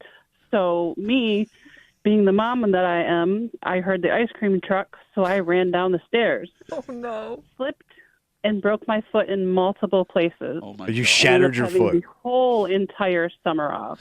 Like, nobody would believe the story. I slipped on bubbles on my stairs running for the ice cream truck. Well, if you were 8, they would believe that story. All right, Jennifer, so obviously that was super painful, and the recovery must have sucked, right? Oh, yeah, it was horrible. I had to have my whole leg, I had to have major surgery. Like pins and now I have stuff? like a plate. And they had to put it all back together. All right, but let me ask you this. With that being said, having gone through that pain, was it worth the time off of work you got? Yeah, honestly, because I spent the whole summer with my daughter. Yeah, but now you got a nasty-ass foot that's never going to look right. What? Dear Lord, man. But she does. She got Frankenfoot over here. She can't wear sandals in the It summertime. heals. Can you still wear heels, Jennifer? No. No, I don't wear heels. After the bubble Never story, I have. wouldn't either. Wait, never wore heels? Not one time? No, I'm not a heel. No, I don't wear heels. All right, Flat. one more question, Jennifer. You know, you said this. Your husband did this. How long ago did this happen? Like 14 years ago. Okay, 'cause my you daughter just turned 18, and she was 4 at the time. Because you told the story like it happened yesterday with the disdain in your voice for your husband who left the bubbles on the stairs. But I what? It seems like you're still mad at him. Oh, yeah. Okay. Jennifer, thanks for the call. I appreciate it. Tommy. She never looked at bubbles the same way again. How could you? But she says it was worth it.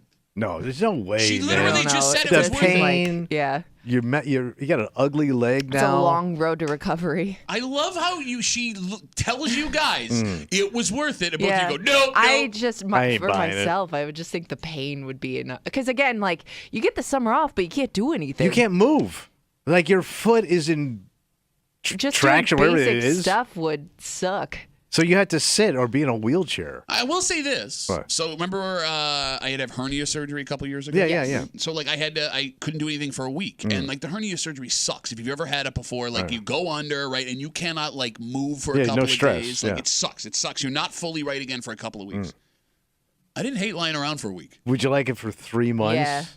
You'd be out of your mind. I don't know, man. A lot of streaming services out there. No, you're missing your workouts. You start getting fat. Yeah, You'd but- hate it. I don't know, man.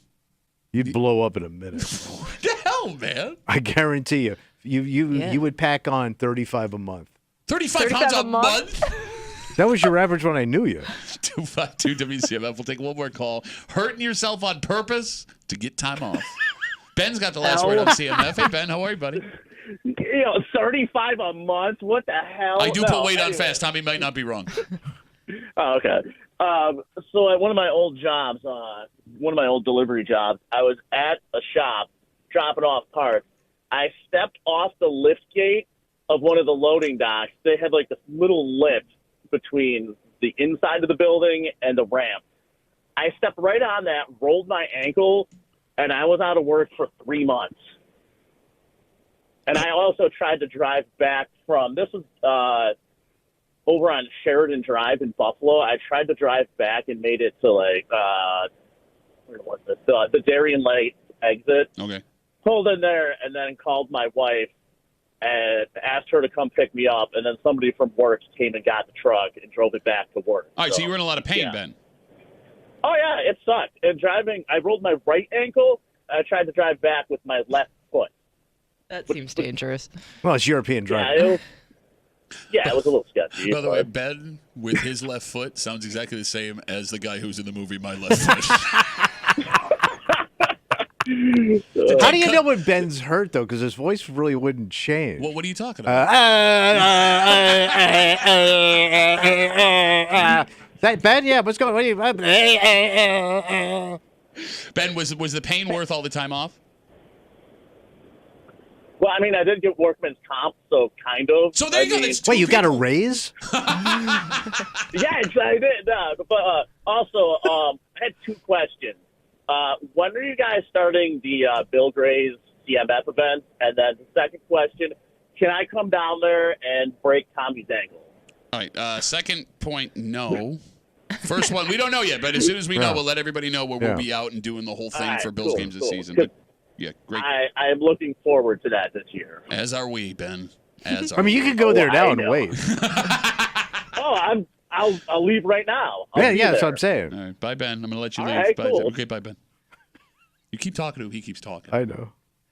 I will say, there's a certain level of injury though you must achieve, because I don't know if rolled ankle. You're gonna get some questions from your coworkers if you didn't break something. You know what I mean? Rolled ankle looks bad. It does. It swells up. And it hurts. I mean, I'm not saying it doesn't hurt and it would affect your job, but I think like there would be people that want like a broken bone involved or like some kind of official illness. You know what I mean? Well, no, you're right. If you don't mind getting called soft, the rolled ankle will work, even though you're not soft for having time off on a rolled ankle. But you're right. You're unless you have a leg snapped in half or like stitches or something, they're going to be people, you can still do it. Yes. All right, let's take a break. All right. It's official. We're never going to get ahead. It's never going to happen. We're just stuck. Yes, and if there is a psychologist that is here to tell us, no matter how much money you make in your life, you will always be broke. There's a name for it. All right. And we'll get into it next here in the break room on 96.5 WCMF.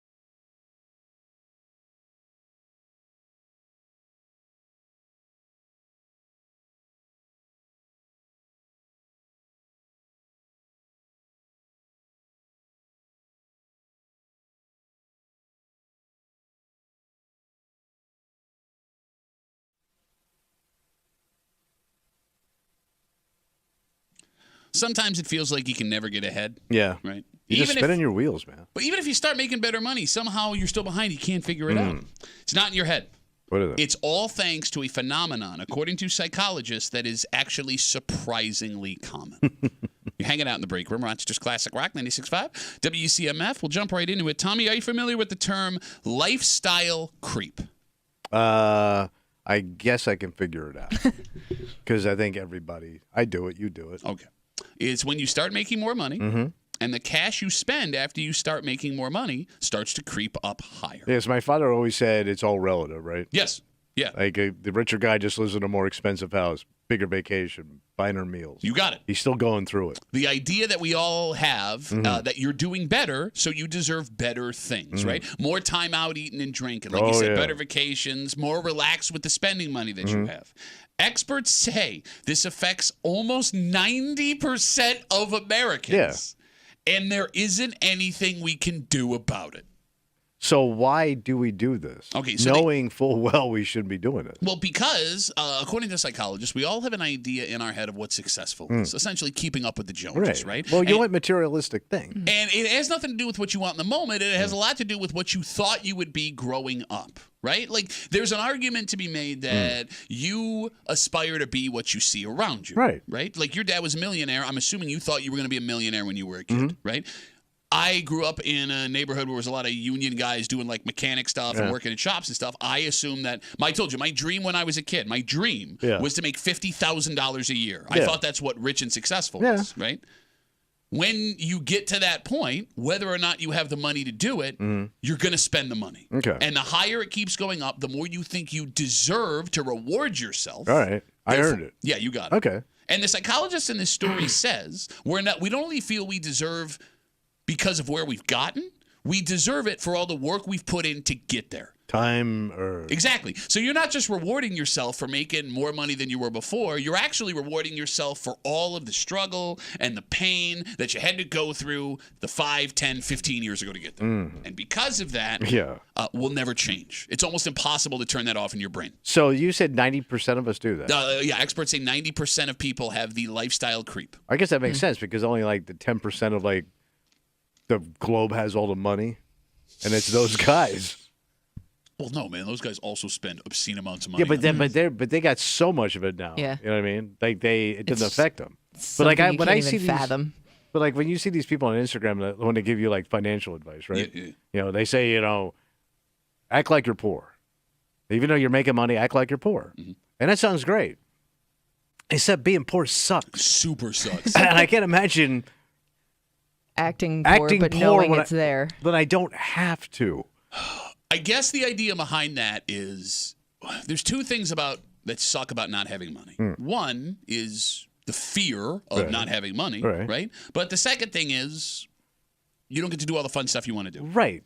I think it's easier to not do the fun stuff that you want to do when you know there's no emergency that can bury you. Okay. Because, they're two very different, distinct fears. Like, yes, there's a frustration that I can't go out with my buddies, or I can't afford a ticket to this, or I can't take a vacation over here, right? But I think the bigger fear that is always there is if I hurt myself, if my car explodes, if my house catches on fire, my apartment, whatever, I got no money to fix it. All right. I think it might be easier to be able to not do stuff you want to do, knowing that security is there. If you have that in you. I don't. I don't either. Okay. Because it was always that mixed message about life and money, right?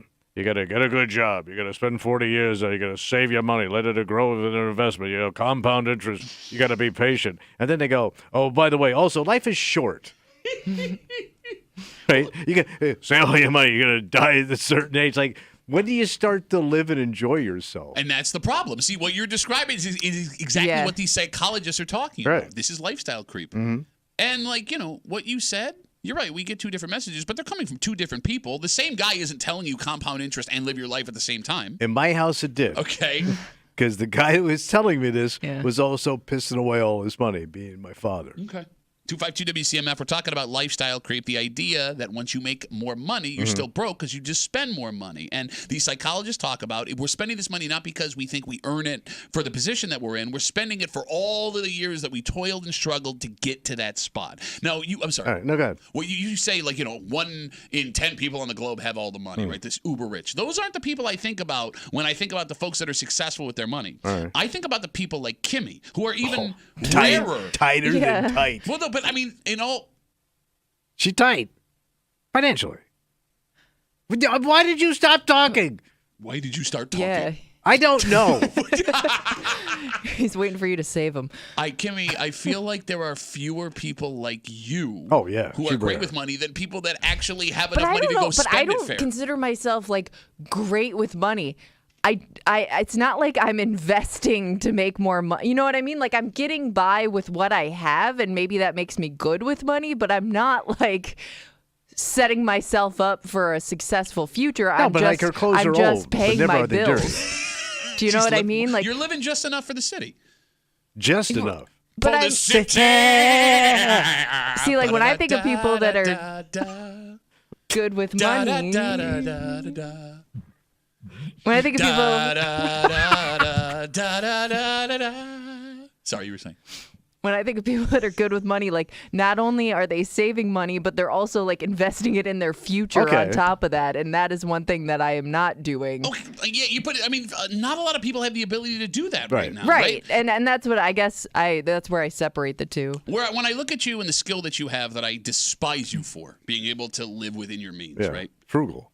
You're never going to struggle to put food on the table, no matter how much money you make, because you have the ability to section it out. Yeah, you can make it work. Exactly. I'll make it work. That's a good way to put it. Yes, okay, you're right. You're not going to have $1 million in the bank when you're 65 to retire and coast on, right? But whatever you have, you're going to be fine. Yeah, you're not going to be at the mall pissing your money away. Exactly. Like Trust me. You look at guys like Tommy and I. We're idiots. Yeah, I'm onto the shoe of the week club. Today it's red. Bowling platform shoes. It's like if Gene Simmons was in a Sunday night bowling league. He probably is. Yeah, you're right. He's not a drinker. Well, then why would you be at the bowling alley? Yeah, that's true. Okay, it was stupid. Let's go back to singing Stevie Wonder again. All right, so I guess there's two ways to look at this. Yeah.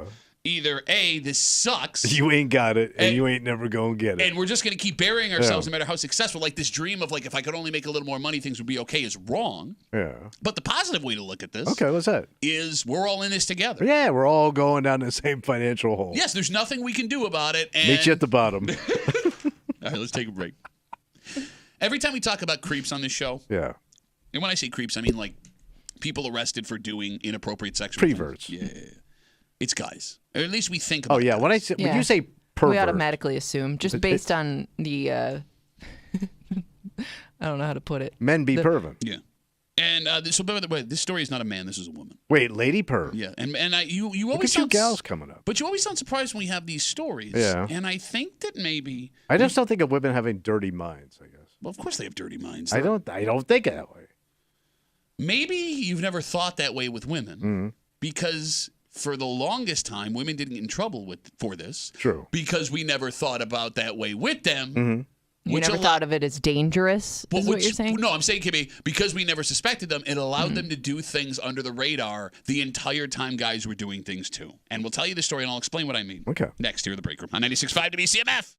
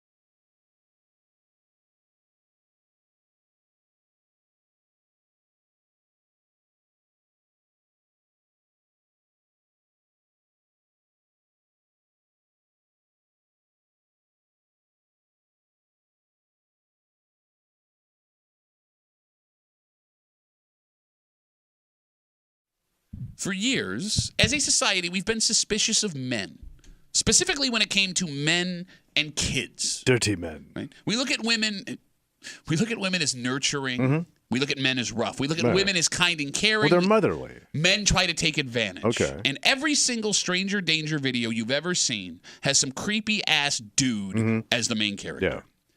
Well, this story may be proof that creep knows no gender. Really? Because wait until you hear what this woman is accused of. The rise of the lady creep? I don't think it's been a rise. So you think it's been here all the time? And I think there's a reason why. All right. You're hanging out in the break room, Rochester's Classic Rock 96.5, WCMF. We'll jump right into the story. This story comes to us from Ontario County. Authorities say a 37-year-old woman has been arrested and charged with obscenity. They say back in December, this woman allegedly showed a nude photo of a man, to a person under the age of 17. So she had a picture of a naked guy, showed it to a kid. Yep, person under the age of 17. Okay, that's not where I thought the story was going. I know. Yeah. On top of that, authorities say the woman asked the same victim and someone else under the age of 17 if they wanted to do illicit drugs. Oh. Not only is the 37-year-old woman facing the obscenity charge, she's also been popped for endangering the welfare of a child because of the second allegation. She has a court date coming up. Can we pause the story for a second? Yeah. Sure.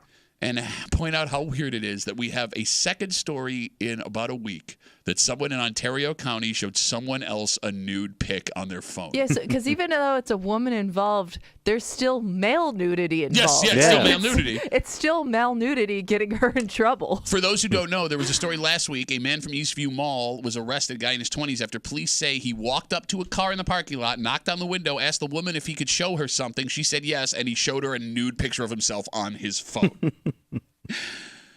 But that story had a man. Yeah.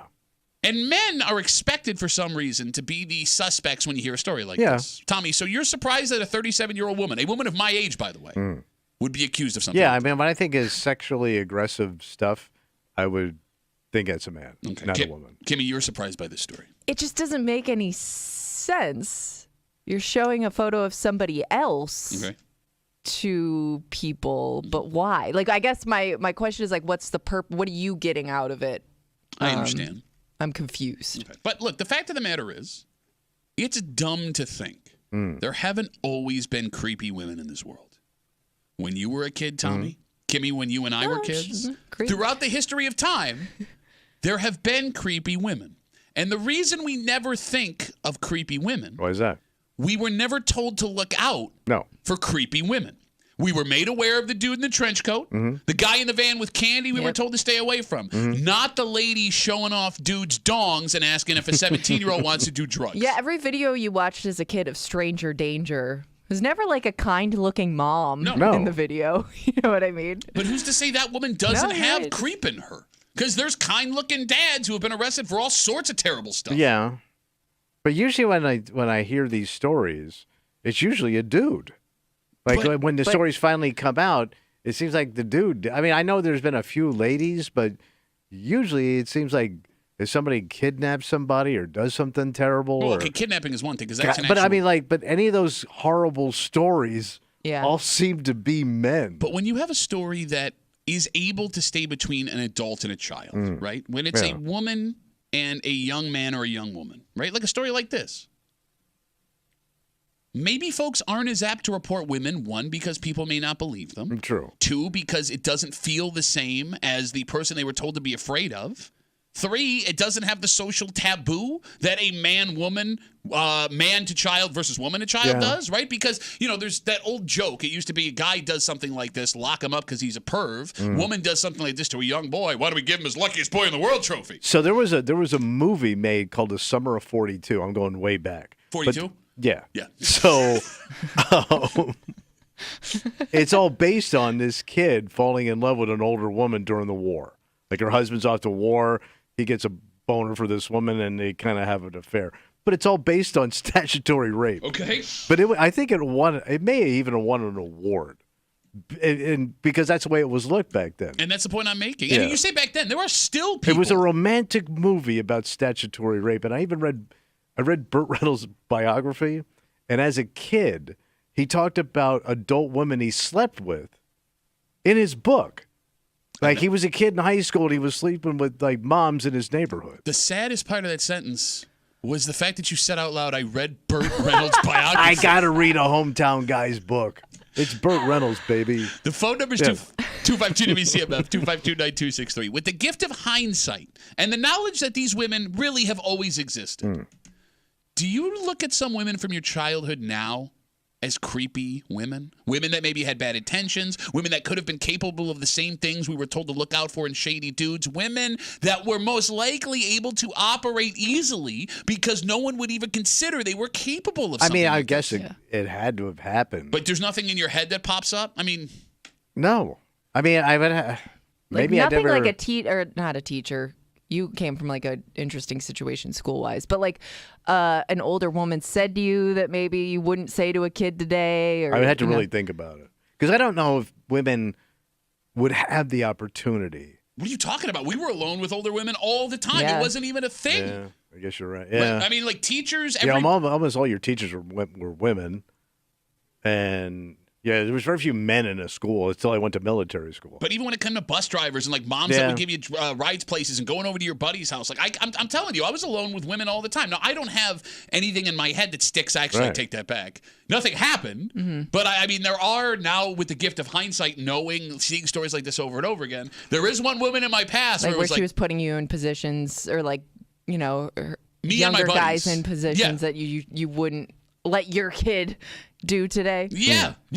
Like, it's just the way that she spoke to us. And, I wouldn't have anything to go to the police with. You know what I'm saying? Yeah. But now that I'm older and okay, that... You're seeing it through an adult eyes. All right, so with that in mind, 252-WCMF, 252-9263. If you talk about this 37-year-old woman in Ontario County who has been arrested after police say she showed a picture of a nude guy on her phone...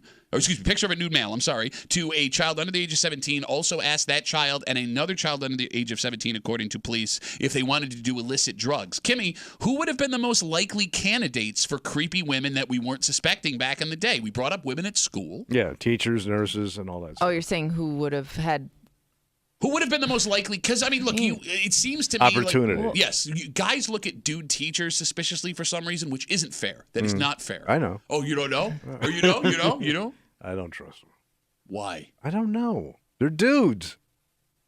And I've known a couple of guys that went bad in the teaching profession. Okay. But that doesn't mean all of them are I bad. know. Kimmy, what about like the mothers of your friends?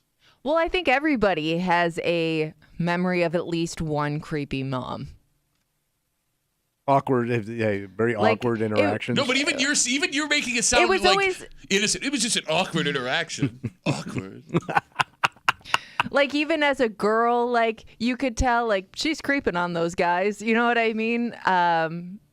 But again, like, I guess you never thought much of it because you never thought it was going to go anywhere. And maybe that's part of the reason why, like, it doesn't pop up in your head, because the assumption is it's never going to go she's never actually going to do anything, but you don't know that. Why did we think that? Whereas if it's a creepy dude, you think, well, what's he going to do next, you know? And by the way, that's a fair statement. If you see a dude being creepy on younger people, that's a fair thing to think. I understand that. I don't get why we've never looked at women doing that and been like, well, what's she capable of? Well, I guess because women are touchy-feely, emotional, they interact better. Okay. They're not as awkward. Because to your point, because I can remember we had this one girl, we got, the hottest chick in class, and she had these pool parties and stuff in Florida, and her mom wore a bikini. Oh, really? Like, it was the first time I saw, like, a mom, and like my mother had with that old lady bathing suit, if she'd been put one on, with the bathing cap. Like, she looked like a girl.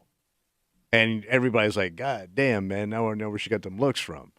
So, and she was like one of those flirty moms. But I don't know if she was was her nature. She was very touchy-feely, or she was a creepy mom. And I guess you would never know. She was just friendly. No, I know what you... Well, see, but you're doing it again. You're doing it again. She's just a friendly woman. Pardon me, son. What Maybe you doing it's harder in the to pool? identify because you assume that mom's going to be friendly, and then when she is, and you're just like, was she just being friendly, or she was she cool. being flirty? I don't know. You're doing it again. No, but in my mind... So, like, that dad's cool. He bought us beer and invited us in his Corvette. Well, it's funny you say that. So, like, this chick was so cool that she got to drink wine at dinner. She was one of those families, right? Okay, yeah. So Like we go, man, that's like the coolest mom ever, man. You get to drink at dinner. So like that whole image of her was just like swinging cool mom. But like, okay, let's just flip the gender on that, right? Let's say it's a dad in his 40s, lets his son drink wine, flirts with all the girls when they come over to the pool party, and treats them real nice. You would think that guy is? That's a dirty old man. Bad father, dirty old man. Dirty old man, pervert. It's just so weird how we've been conditioned to But we earned that. We earned that, man. As men, as how we have behaved in the history of this planet, we can't go, whoa, what are you picking on me for? Here's what you're not listening to. I'm listening to everything I say. All right. I don't disagree with you that you see these stories and it's overwhelmingly men. Yes. Right? What I am saying to you is the reason why there isn't a more even split between men and women isn't because all of a sudden women started doing something or men have been worse. Yeah. It's because we never even suspected women of doing it. But you think they were doing it? I do. To the levels of men or close? I mean, I don't look. I mean, when we're getting into numbers like that, I don't know. But I think it is naive to believe that only one gender is capable of this. I think it is naive to believe that this wasn't happening. And I think it's naive because even in just now, everything you've described with these women that you thought were creepy, you've been using words different than you would have used a guy. Oh, absolutely. Cool, awesome, fun. She was flirty and sweet. There you go. All right, so I'm going to keep an eye on these women now. I see you guys on hold. Sit tight. You know, as we talk about these women that back in the day could have been those creeps, the most likely candidates. Kimmy, I always think about older women in the neighborhood because when we were younger, guys' bodies were more on display. What do you mean? It would be nothing for a Pat took notes. I mean, hey, Chet's really filling out. Running around the naiborhood as a kid. It would be nothing for bare-chested boys. Well, no, that's it. It would be nothing for a bunch of teenage boys to be doing stuff shirtless in the summertime, playing basketball, ballet, hanging out, calisthenics. But as a kid, like you were always like running around in your bathing suit in the pool. I mean, that could go boys and girls. No, here's what I mean. All right. Teenage girls would get yelled at all the time. Not to dress a certain way, yes, because some people believed it made certain things more likely to happen. And that even happened with bathing suits, Kimmy. Meanwhile, me and my buddy's nipples are out in the middle of the street. Nobody's saying a word. True. Nobody's saying a word. And look, we looked like men when we were 17. Did you? I mean, I did. My buddy. No. When have you ever looked at like a 16, 17-year-old kid and said, wow, that's a man? I don't know. Sabres defenseman Owen Power, baby. That's a man right there. No, I'm telling you. Boy. There are... I think maybe you thought you looked like a man, Kimmy, but there's no way. I was doing stand-up comedy in clubs at 16, and nobody was asking for my ID. That doesn't make you more of a man shirtless. I know. Okay, man, I'm the wrong example. Well, you saw his closer?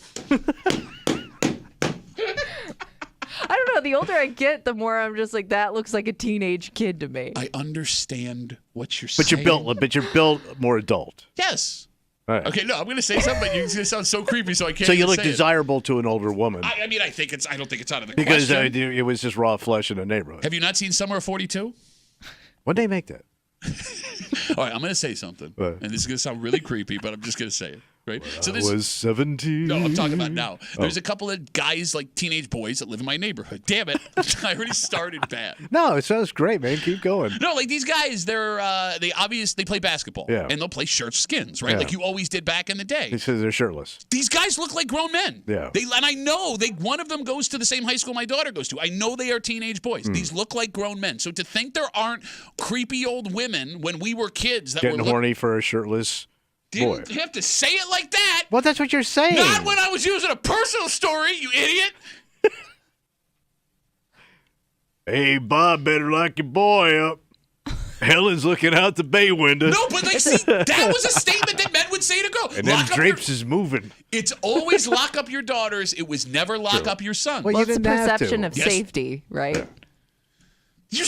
We're having this conversation and you're agreeing with me, and then the second I stop talking, you go right back to what you're disagreeing with. But think about it. But I guess to my point, all right, so you're strapping shirtless 17-year-old. Your parents are probably like, yeah, let them out. Nobody wants those moobs.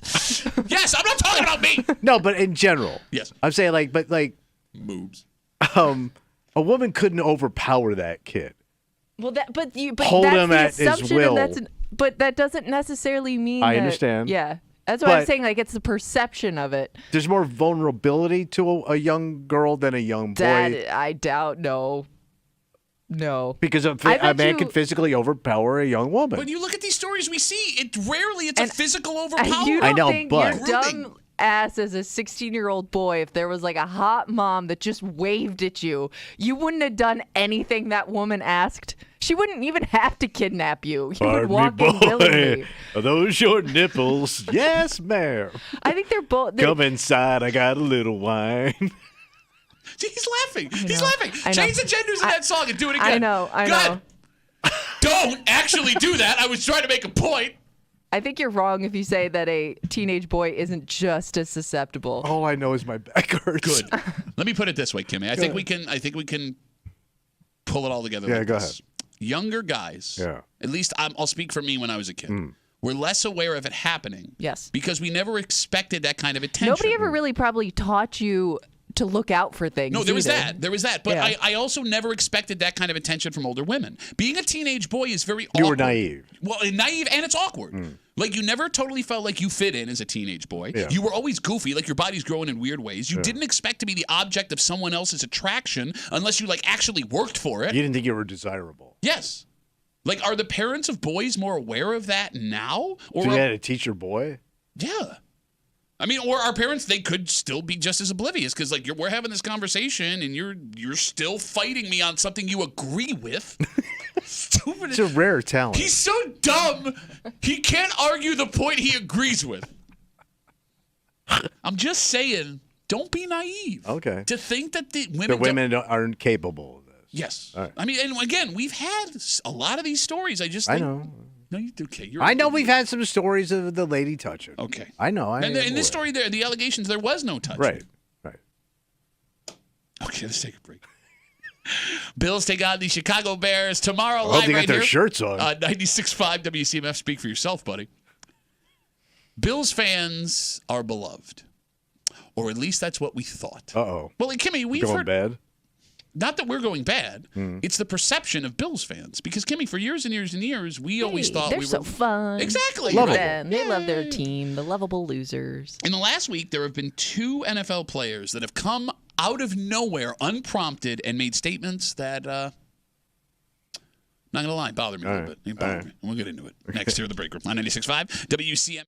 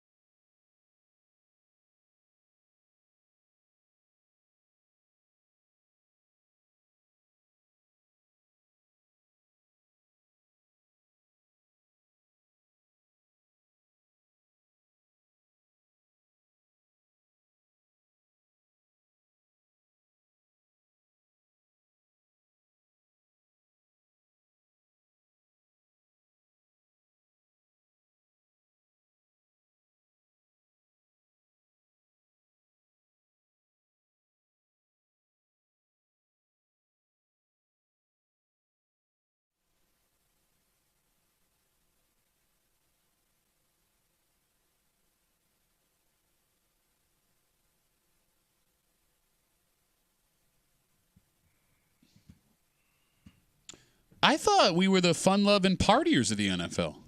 Well, you were. What happened? Well, I don't know. Like most folks in other NFL cities, Kimmy, they looked at us as cool and fun and someone we wanted. For a little while. Okay. Maybe we've been wrong about our reputation the whole time because the last 2 weeks, Tommy, what happened? The fun-loving reputation Bills fans have had has taken a hit not from other fan bases, but from actual NFL players. Oh. You're hanging out in the break room. Rochester's Classic Rock 96.5. WCMF. We got your chance at your share of $100,000. $100,000. Download the free Odyssey app. Log in. Listen to CMF on the app for 1 hour each weekday. That is your daily entry at your chance of your share of $100,000 in this national contest. There is no one that does it like Bills Mafia. Oh, yeah. Tear it up. I mean, hell, you're going to see it tomorrow at the stadium just for a preseason game. A game, by the way, you can listen to against the Chicago Bears live tomorrow, 1 o'clock right here on CMF. You see it in the stands. You see it on the road when we take over opposing stadiums. And what's great about that, what's that? Most of the time, overwhelmingly most of the time, Bills fans get along with everybody. Sure. I've seen it with my own eyes, man. We take over a city. The home fans are laughing and drinking with us, having just as good a time. But it turns out NFL players may not have the same opinion. So what do they say? Do you know Devontae Adams? Probably. He's an all-pro wide receiver for the Raiders. And this week in an interview, he was asked who the worst NFL fan base was. His reply, quote, Bills Mafia. All the snowballs and all that during the game, it's just a lack of respect for another man. You pay to come to my game. You're more focused on hitting me with a snowball. Yep. The funniest part of we that... do what we can in the stands. The funniest part of that statement, yeah. He has played the Bills 3 times. I was say, he has... How many times has he been to Orchard Park in the winter? Twice. Well, he's been at Orchard Park in the winter once, and I was at that game. It was an upset win over Aaron Rodgers and the Packers. There was no snow. Wow. So he's never been hit with a snowball. So he's making it up. Well, it happened. It's the perception. Maybe saw like a video of it or something. Well, the last 2 snow primetime games, there was snow being thrown on the field. Remember, they had to stop the game at one point. Stop throwing snowballs, which usually stops the snowballs. So, yeah, he saw it and decided that he hated Bills Mafia. Then 2 weeks ago, former Patriots tight end and newest Miami Dolphin, his name is Jonnu Smith, had this to say unprompted about playing in Buffalo and Bills Mafia. Quote, I don't know how they do it anywhere else in the world, anywhere else in the country than going to Buffalo. It's got to be the worst place you could be in the world. And the wings, Buffalo wings aren't even that good. Well, he's just taking shots at Buffalo in general. Yeah, he's taking some haymakers out the door. I don't think it has anything to do with the fans. But why? Why? Yeah, I don't know, because he can. Fun fact, Jonnu Smith, 2-6 against the Bills in his career. And in his lone playoff game against Buffalo, that was the shellacking that the Bills laid on the Patriots 3 years ago. Okay. He did not have a single catch. Oh. What the hell happened? I don't know. I feel like a player's judgment of fans shouldn't dictate how that fan base is seen, because some people might look at that and be like, wow, that's a great fan base. They're influencing the game so much that players on opposing teams don't like them. But I always thought players... You're kind of doing your job as a fan, in my opinion. I get what you're saying, but I always thought players enjoyed playing in those atmospheres, right? Like Get you pumped up. Yeah, like you hear Bills players. I was fortunate enough to go to that game in Kansas City last year. Yeah. And I'll tell you, man, that was electric. Like it's loud in there. It is very loud, and it was very cool, and everyone's, as much as I hate the Chiefs, everyone in that stadium. Class act. Yes. Yeah. But I'm saying, like, players have talked about before, they like going into Arrowhead because of the atmosphere of that game. You've heard players talk about they love coming to whatever we're calling the stadium now because of that atmosphere. Yeah. It kind of makes you look like either a bitch for not wanting to, or these players actually have a problem with what we do in the stands and in the parking lot. And I don't like it. All right. So like when those guys come out of the tunnel. Yeah.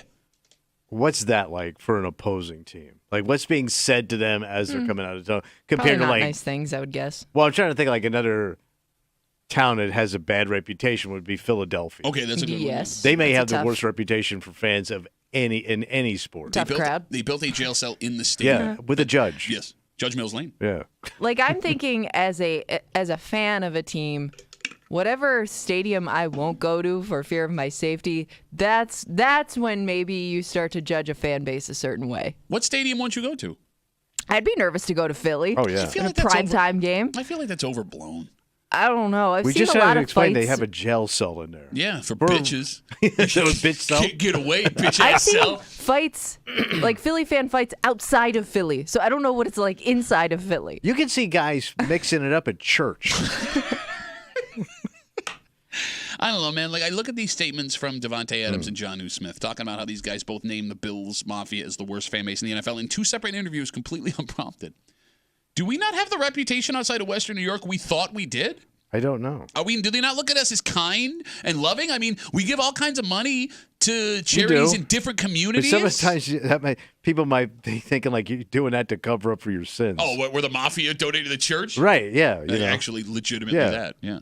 I don't know, like, for the players, right? Like, we're a fan base. If you love us, we will love you and remember you. Jason Kelsey was out there taking shots with fans. And everyone was cool. Tailgates last year. Yes, right? I don't get this. When did the tide turn on us? What did we do wrong? Maybe you kind of wore out your welcome. I think like you flip me up, but you know I'm right. But you're jackassing. I think Bills Mafia was fun to watch before the team had a lot of success. I think it just happens naturally. Like when your team gets good, and now you're not only are you a loud fan base that has a reputation, but you're a loud fan base with success. And time. I think it just comes naturally where people start to get sick of you. And it's going to happen with every team. No, I disagree because there's one team it's never happened for. Who's that? Green Bay Packers. The Packers have been successful for a very long time. I have never looked with disdain at a Packers fan. Never.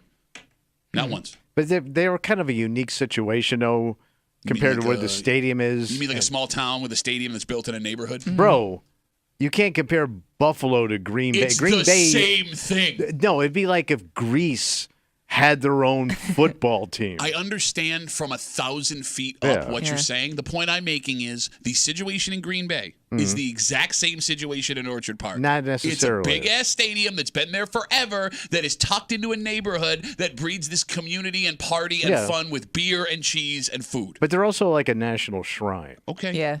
It's a little the history different. of it all. Yeah. I mean, it's almost like if you didn't know any better, this is where football started. Like the birth of the game. I get what you're saying. I disagree with you. Of course you do. Because you're stupid. Because you're Bills. And you're ugly. Because you're Bills. And I think Bills fans, like, they made a reputation for themselves as having, just people that want to have a good time. It's, But what's wrong with that?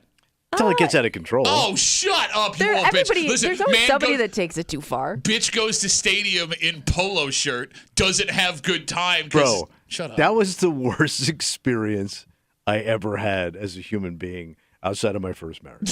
You're such a bitch. Oh, my God. It was miserable. It was miserable. They didn't have caviar, and they didn't have the ice balls to put in my whiskey, the big dick ball, and I didn't see the butler one time. There was 3 abreasts. Wow. Only 3? Bitch.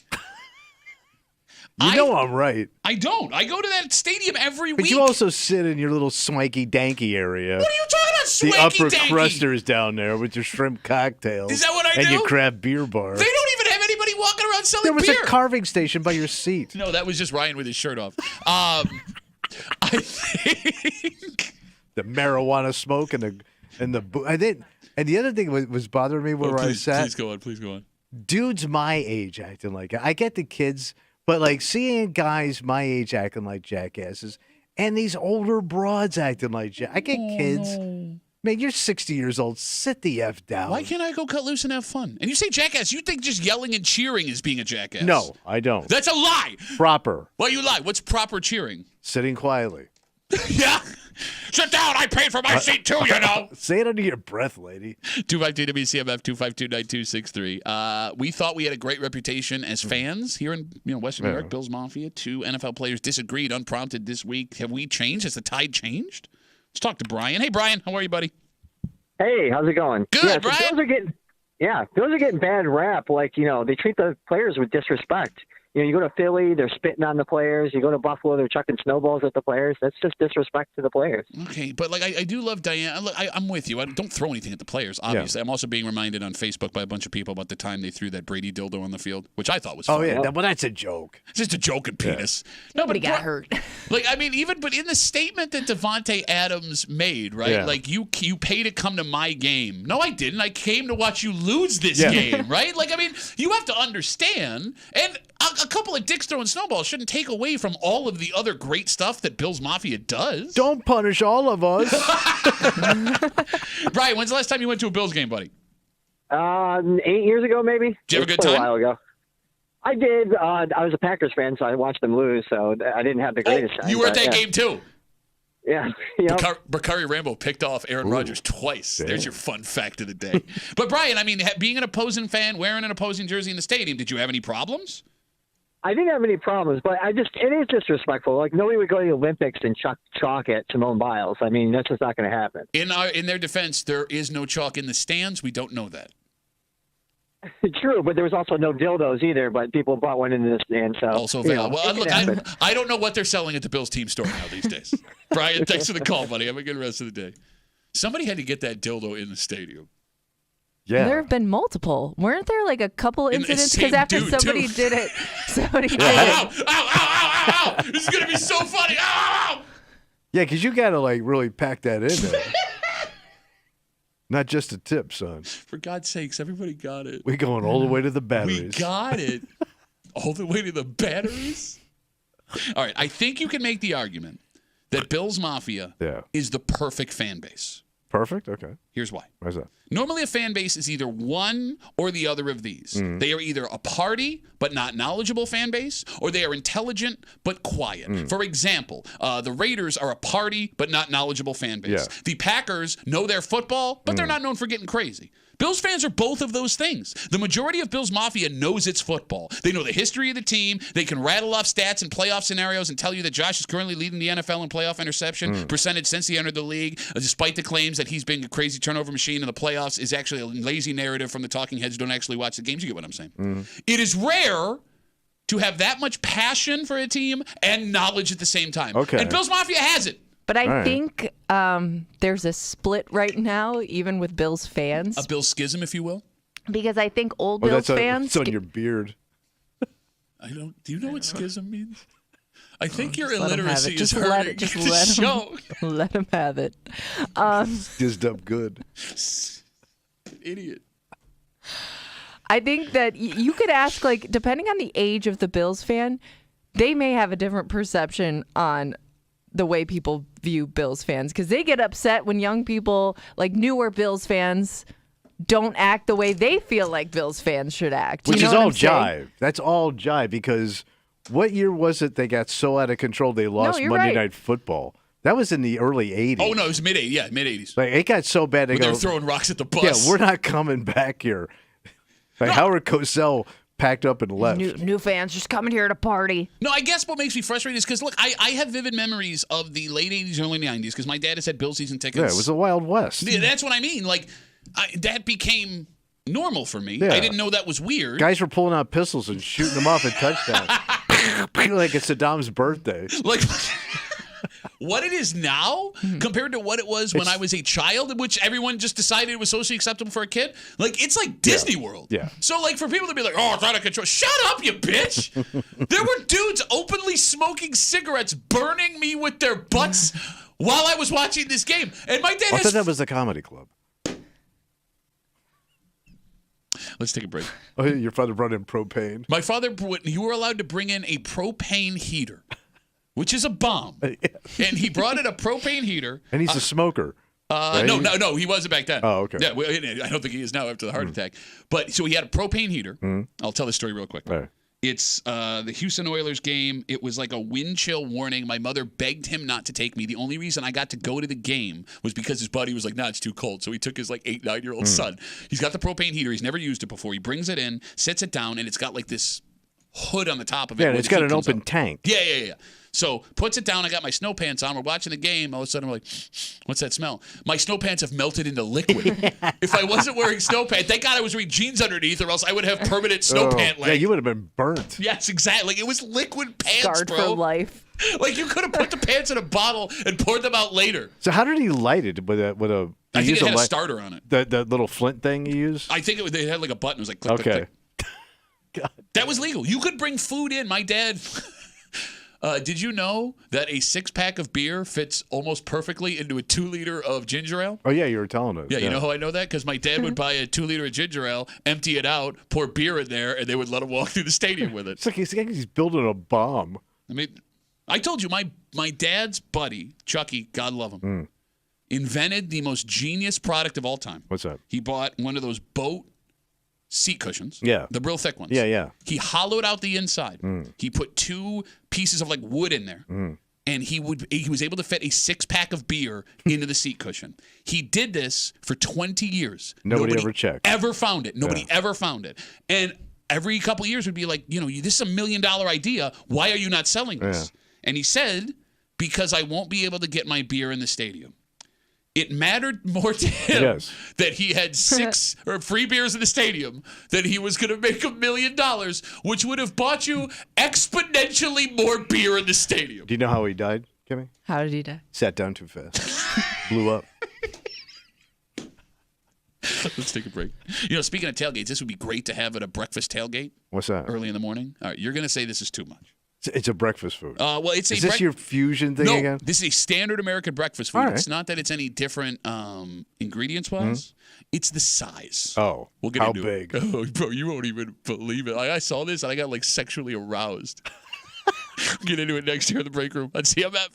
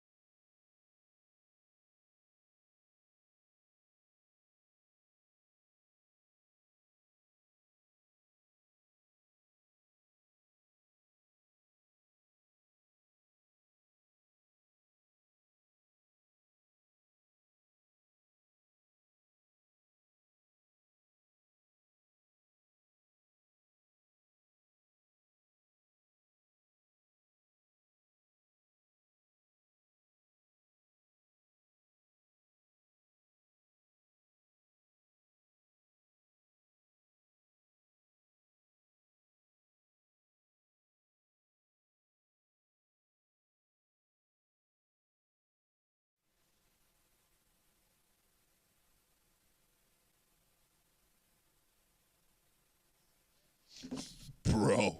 What happened? You can make an argument that this might be the greatest American purchasable breakfast food of all time. Purchasable? Well, I'm saying, like, you're not going to make it. You can't make this All thing. right. But if you're going to the store to buy breakfast food, this is up there. This is it. It's the biggest one we've ever seen, at least purchasable. I'm using a lot of ubbles. Let me put it this way. When I saw this thing, there's nothing I've ever wanted more in my life than this thing. And it's huge. You're hanging out in the break room, Rochester's Classic Rock, 96.5 WCMF. Kimmy, are you a Pop-Tart person? Who isn't a Pop-Tart person? That bitch. I never got into Pop-Tart. Thank you. What do you mean never got into Have Pop-Tart? a pie. Have it Danish. But like, even if you don't eat them often, like you never enjoyed eating a Danish? Pop-Tart. Are you a 90-year-old woman? Would you like it Danish? Have a scone. Obviously, if you can get fresh baked goods, that's awesome. But like that's just something to keep around in the meantime. They're all right, but I've watched guys like do too much with Pop-Tarts. Like they eat them like. You make it sound like you're Vietnam. I'm seeing things, man. Bro, What do you mean do too much with Pop-Tarts? I watched a kid when I was working in the grocery business. He ate the Pop-Tarts. Yeah. He would eat a peanut butter and jelly Pop-Tart. Oh. So that was 2 Pop-Tarts with the peanut butter and jelly in the middle. Thank you. And it squirts out. Like it doesn't absorb. And it was gross to watch. He'd have it all over his hands and his pants. Pop-Tarts, Kimmy, Yeah. best buyable breakfast food at the grocery store. Fair statement? It's a good to go breakfast food All for right. sure. So what are they doing? Wait.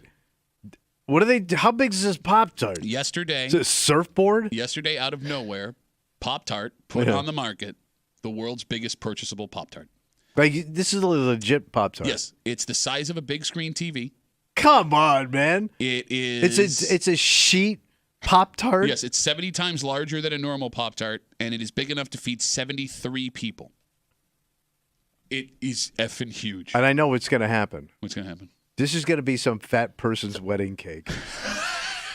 Because that's the first thing I'm thinking of. As a guest at that wedding, I would welcome Yeah. a Pop-Tart Pop-Tart wedding wedding cake. cake. That's gonna Hell happen. yeah. You know what? Did they put this out after, was it last year's bowl season?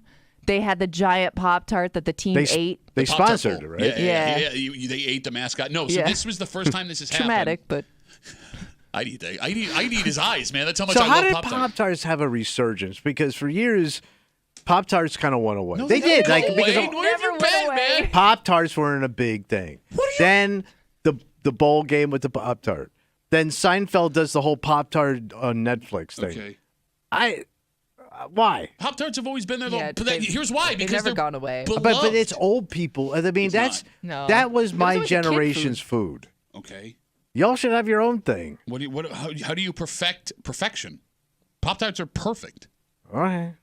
So here's the thing. If you want to go out and get yourself a big screen TV Pop-Tart, unfortunately it won't happen. These things are so hard to make. They were only able to produce 15 of them, and they sold out immediately. Wait, they legitimately made them and Yes, sold them. All 15 were sold yesterday. They cost $60, including the delivery, and they are so hard to deliver right. You deliver them like a TV. they were only available in L.A., Chicago, and New York. So each city got 5 of them. However, the response was so grand that Pop-Tarts is saying we may need to figure out a way to do another drop. And I'll say this, man.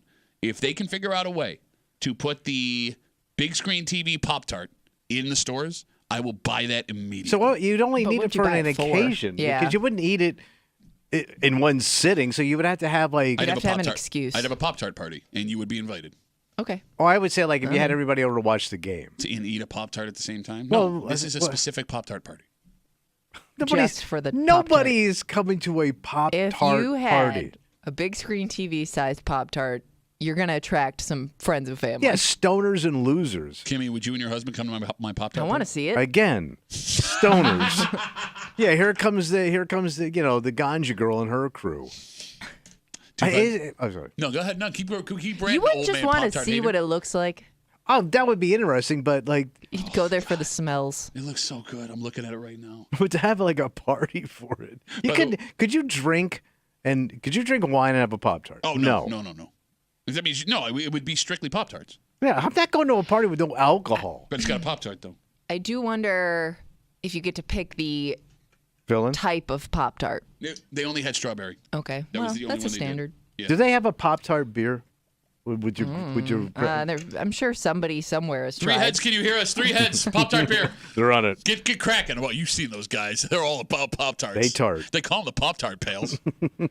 252 WCMF, 252-9263. Yesterday, Pop-Tarts released their big screen TV size giant Pop-Tart. It is 70 times larger than a normal Pop-Tart. It's big enough to feed 73 people. It's sold out immediately at a cost of $60, including delivery. And I know this sounds stupid, but Kimmy, that sounds like a reasonable price for a flat screen TV Pop-Tart. I'd spend $60 on that easy. It would also. Yeah, I mean, what's the cost of like a sheet cake or like a big? Way more than that. Yeah. Cakes Like, are like in a bakery. They're expensive. Like if you got like a customized cake, $100. it can't be too far off. How do you serve it though? Like, so I'm looking at it. Like to cut it into sections to serve to people. You think it would like break apart? It looks like people are just breaking off the Pop-Tart. Wait, they're barehanded at the like animals. It's a Pop-Tart. I'm not going to some goddamn party where everybody's putting their grimy You ass. can cut it up. No, you can't. Oh, you don't eat. You don't eat like vegetable trays. I'm weird about this. I always use the tongs. Okay. No, you don't. Yes, I do. I always use the tongs. You don't eat like nachos. You never eat nachos. You never eat anything that I don't like people touching my goddamn food. Look at people. Look at their hands. Your hands are dirtier than your ass. It's not true. I don't No, know. you eat your ass I feel like nachos. Enjoy it. if there was a plate of shrimp in here, and with no tongs available, no silverware available, you're not sticking your hands in that shrimp. Maybe shrimp. Handsy shrimpy is what they call them. Here's the only thing that sucks, and I see you guys on. What's it? Pop-Tarts are so bad for you. Oh, They yeah. are like There's unbelievably no benefit. bad Don't for look you. at the back of the box. It's a paragraph of chemicals. No, I'm not even talking that. I'm talking about God. I mean, what are you, that guy now? What are you gonna have? What are you doing? It's a paragraph of chemicals, man. Eat natural. Excuse me while I go drink all of the alcohol on the planet. Like never. If you want to keep eating Pop-Tarts, never look at like the fat and the sugar in a Oh Pop-Tart. yeah, it's full of fat and sugar. That's why you love it. Same with any delicious, like Oreos. Don't look at that. Don't look at the serving size. You think you have an idea, Tommy, of how bad it is for you? You don't. All right, That's so how bad it is for all you. right, so your standard Pop-Tart. If I went to the store, just a normal one Pop-Tart. Yeah. How many calories? I don't know. I remember 5? looking and 500. No, it's not that much. With the frosting and everything. Well, so actually, the unfrosted Pop-Tarts have more calories than the frosted Pop-Tarts. How does that work? I You don't put know. frosting Maybe on there's it. more filling. Or it could also be more sugar. I don't know. I'm going to say they're 500 a tart. No, you're not going to get 1,000 calories out of 2 Pop-Tarts. Although I guess it could depend on the Pop-Tart because I think the s'mores Pop-Tarts are really bad for you, as are the brownie and the cookies and cream Pop-Tarts. Cookies and cream Pop-Tarts, sneaky best Pop-Tart of all time. All right. The average amount of calories for a toaster pastry is about 117. Okay. I think it's the fat that really get The fat gets you. It's the fat calories that'll kill you. 252 WCMF. Let's take one call. Talking about the giant flat screen TV Pop-Tart that sold out immediately yesterday. Hey, Mikey, how are you, buddy? Good. How you doing today? Good. There's one problem here. How do you get it in the toaster? Oh, that's a good question. How do you heat it up? Oh, Yeah. you put it on the Blackstone, Mike. How else do you eat a Pop-Tart other than putting it in the toaster? It makes no sense. No, You hold put on. it in the oven. No, because it's not going to fit in the oven. That's how big it is. It's a flat screen TV. All right, Or Mike. eat it cold. Yeah, see, here's the Imagine thing. how molten lava inside of that Pop-Tart after you put it in the oven.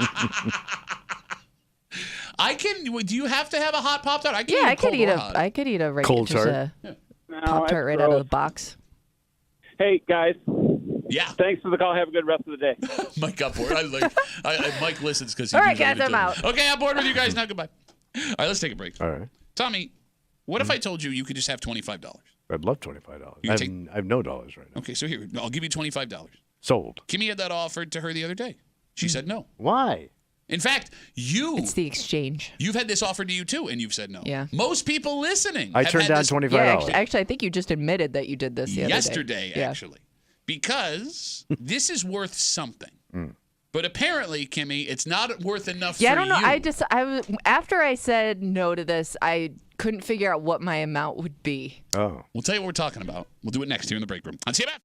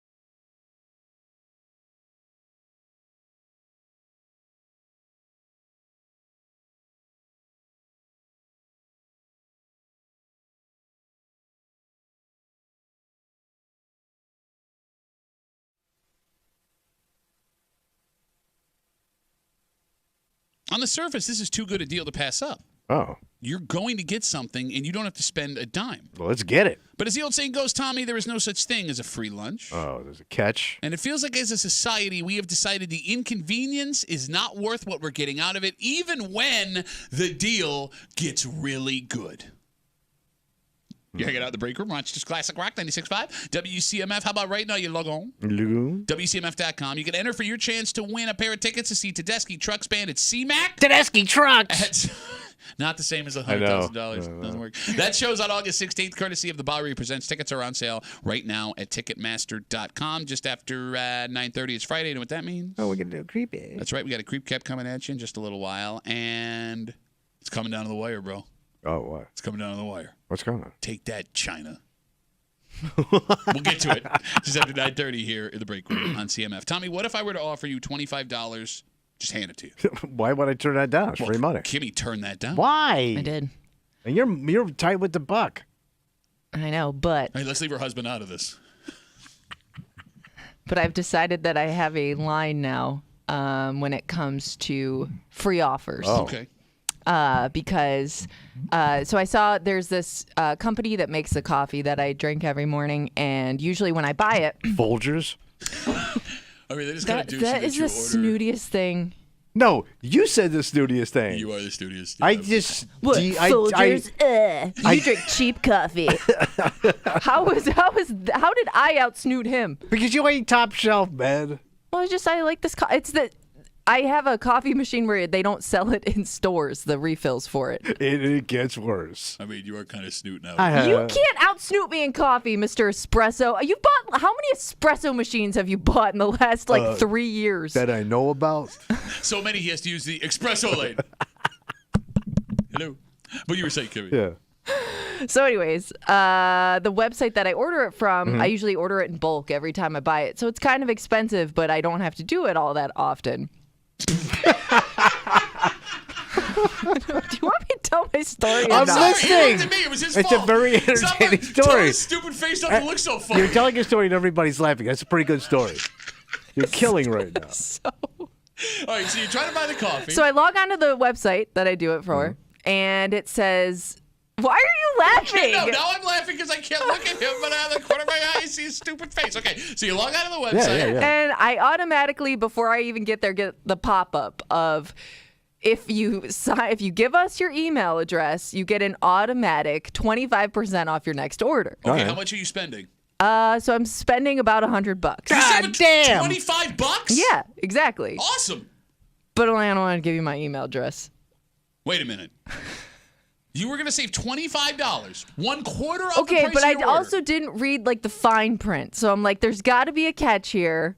25% seems too good to be true. And you can't really assess whether or not it's going to apply to this order or your next order until you give them your email address. But you're going to buy more coffee from them. Yeah, but there were just too many question marks. And I really didn't want to be bombarded with 1,000 emails a day from whatever I'm signing up for. Okay. So I just skipped it and went and ordered my coffee. All right, so it's not worth it for you. Yeah, I mean, look, as silly as it sounds, what Kimmy is saying is what most people feel because you're in the same boat, aren't you? Yeah, anytime I look at a site and it may be buying it, it'll go, hey, you want to save right now? Yeah. Right. And then I'll say, no. Oh, you don't want to save money today, Shames you. loser. And I never take those off. And it says 25% off in big letters, and then there's all this little writing that says exclusions apply. Well, what are those exclusions though? Is the type of coffee that I'm ordering, does that count towards a 25%? I don't want to hand over my email address before finding out that information. All right, the phone number is 252-WCMF, 252-9263. Don't go anywhere. Bless you. You're coughing. I'm sorry. We're dying in this room. They're killing us slowly. What would the number have to be? 252-WCMF. How much do you have to save for you to be willing to give them your email address, your phone number for text message, to be bombarded? Kimmy, what could that number have been where you would have said fine? I honestly don't know. $100? But here's the thing: the more the number goes up, the more suspicious I am of that offer. The more I'm like, there's no way they're gonna give me $100 off. That doesn't exist. So it might be somewhere in between, maybe If it was like 50% off one item or something, I could believe that. Okay, so and it has maybe to be that believable would be, and it would have worth to be your a time. more specific thing for me to hand over my email address or phone number. Tommy, is there an amount of money you could save where you would give them your email address? Yeah, I was just thinking, like, so if it was a big ticket item, like, all right, so I just want one of those Blackstones like you did, right? So the thing was, mine was a gift. You just went out and yours was way more expensive than mine. Okay, well, look at you all of a sudden. Now were you trying to be Tommy of the people all of a sudden? Ooh, bad coffee on that. Ooh, you got a better Blackstone. And I'm glad you admitted my Blackstone's better, you Blackstone bitch. What you were saying, I'm sorry. So if it's $500, let's say the Blackstone's $500. Yeah. And the promo thing says you can save $100. Okay. I'm definitely taking that offer. So 100 is your line. On a big ticket item like that? 20% on a big ticket item? Yeah. Yeah, that to me seems worth it. Where if I'm just buying socks and they want to give me a 10% promo code, I could care less. Okay. You can hound me all you want for that kind of a deal on a big ticket. I'd have taken 10% on that. You saved me if $50 seems to be on a big ticket. Like I will do it for $50. Nah, I'm too lazy. For $50? Yeah, because I mean, think every time, and this isn't even just online. Every time you shop somewhere, they're like, you want to save 15% today by signing up for, and all they really need is your email address or phone number. Yes. It's not like it takes all that much time, but I always say no every time. So we went to that outlet mall a while back. Okay. And my wife's big on saving, right? So I'm at the knockoff discount polo store buying some shirts. And they want all this information. You got to do it. You got to do it. It's almost like half off. So I did it. I, to this day, am bombarded with these knockoff polo shirt ads. Okay. But All pop. It's a pain in the ass. they're all popping all the time. It's They're not. ruining his ads and algorithm. You know what I mean? It's his email. I don't You even don't want even- this. I don't know, but it But sucks. you don't even care about your email. I care. No, he does. He does check his email for certain things, Yeah, just if not I'm- work-related things. If I'm getting something good. I mean, it's funny. When you're looking out for it, it is amazing what you can get for free by only Yeah. giving up an email or phone number. For example, most chain restaurants will give you some kind of free food on the spot, Yeah. plus something for like your birthday. And like you said, with even stores you walk into, they'll give you 10 to 25% off if you sign up for like their rewards program. So my wife does this all the time. But then sometimes like she doesn't get what she was supposed to get. Okay. So then she ends up calling them. And then she gets the runaround. And I want to speak to a supervisor. I put in this promo. I was supposed to get this or free shipping. Bada bing, bada boom. You wasted half a day on this stuff. And you're frustrated as hell. Okay. I don't need the agita for $10. Look, I'm with you with what you're saying, and I am guilty of also just being like, nah, I don't want it. But when you stand back at 1,000 feet and look at this, it's stupid not to take this money. It adds stress to your day. Okay, well, bro. Listen, there's a reason why I look this good at 65. No stress, Pat. 252 WCMF 252-9263. Kimmy, who says she only buys her coffee online. Did you know this? No, I didn't. That does Yeah. not seem like a Kimmy move. No. She said she buys it in bulk, $100 at a time. She was offered 25% off just by giving an email or a phone number. She said, one, it wasn't worth the text and email she would have gotten. Two, she was suspicious that it would even apply to what she's talking about. We're trying to figure out what the number is, what you would have to say for you to surrender that information. 252 WCMF. Let's talk to Ben. Hey, Ben, how are you, buddy? Different Ben. Oh, my God. Hey, what's up, brother? Yo. Hey, so if you have an iPhone, what you can do is, if you have like iCloud Plus, it's like $2.99 a month. If you buy the storage and stuff, you can use a hide my email function. It just makes up an email every time, routes to your main email, so you can take them for the 15% off, 25% off, whatever, and then turn it off. They can't ever send you anything it's extra. It's way too much work for me. If I have to click on another button, I'm not doing it. I don't even know what he said. That's understandable. I mean, It'll usually come up, like right when you go in there to say enter my email, the iPhone brings up a button. You want to hide my email? You just say yeah, and then it makes it up, fires it in there, and you're good to go. Okay, but what if I have to, like, what if it's like, okay, click on the email we just sent to, like... Oh, yeah, to use the offer? Yeah. Oh, yeah, you still got to go to your main email to do that, though, right? So wait, you just gave us pointless information. No. They don't get your actual email. You know what I mean? It just goes to your email. Okay. So if your email is johndoe@gmail.com, it'll just make something up. Yeah, but I got to be John Doe. Does Tommy get to pick who he gets to be on his fake email? No. It's just random. It's like, I don't know. It's the weirdest email. It's like duck, goat, at iCloud.com. That would actually fit, Tommy. So then is it just sending it to random people, or these are emails that don't exist? He don't care. No, it's an email that just routes to your email. So like if you have like a work phone and they call that work number, but it routes to like your mobile phone or something, it's the same thing but with email. I have it. So then they never get your actual email. Ben sucks. I hate your idea, but thank you for the call. I really appreciate it. Thank you. All right, thanks, guys. Bye, Ben. That seems like I don't know. too. I would rather just not give my email. Not a great run of calls for Ben. So. No. 252 WCMF, but Jonathan says he knows. Who, Jonathan? I mean, you know he knows what he's talking about because he insisted we call him Jonathan. Hey, Jonathan, how are you, buddy? Hey, I have a solution that's actually free. So I have my main email that I use for like bills and all that kind of stuff. And I call it my trash email. That's just a random email I made. I didn't link it to my phone. And all the offers, I go through that email, and I just never look at it. Okay, so you sign It's up. almost like your throwaway so just email. a Google Gmail. Okay, I just use that one for all the offers. So you sign up for everything then? You're getting all the money Not off. everything, but yeah. All right, Anytime I want to use a 15% off or whatever it is, I just use that email, and I don't have to worry about it. What's the last thing you signed up for, Jonathan?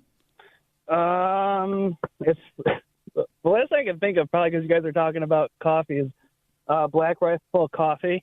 Okay. You sign up for their auto shipping, you get % off. Yeah. So I just did that through that email. So do you feel like a bitch, Tommy, because you're the only person not ordering coffee online? No, I've never ordered online coffee. Jonathan.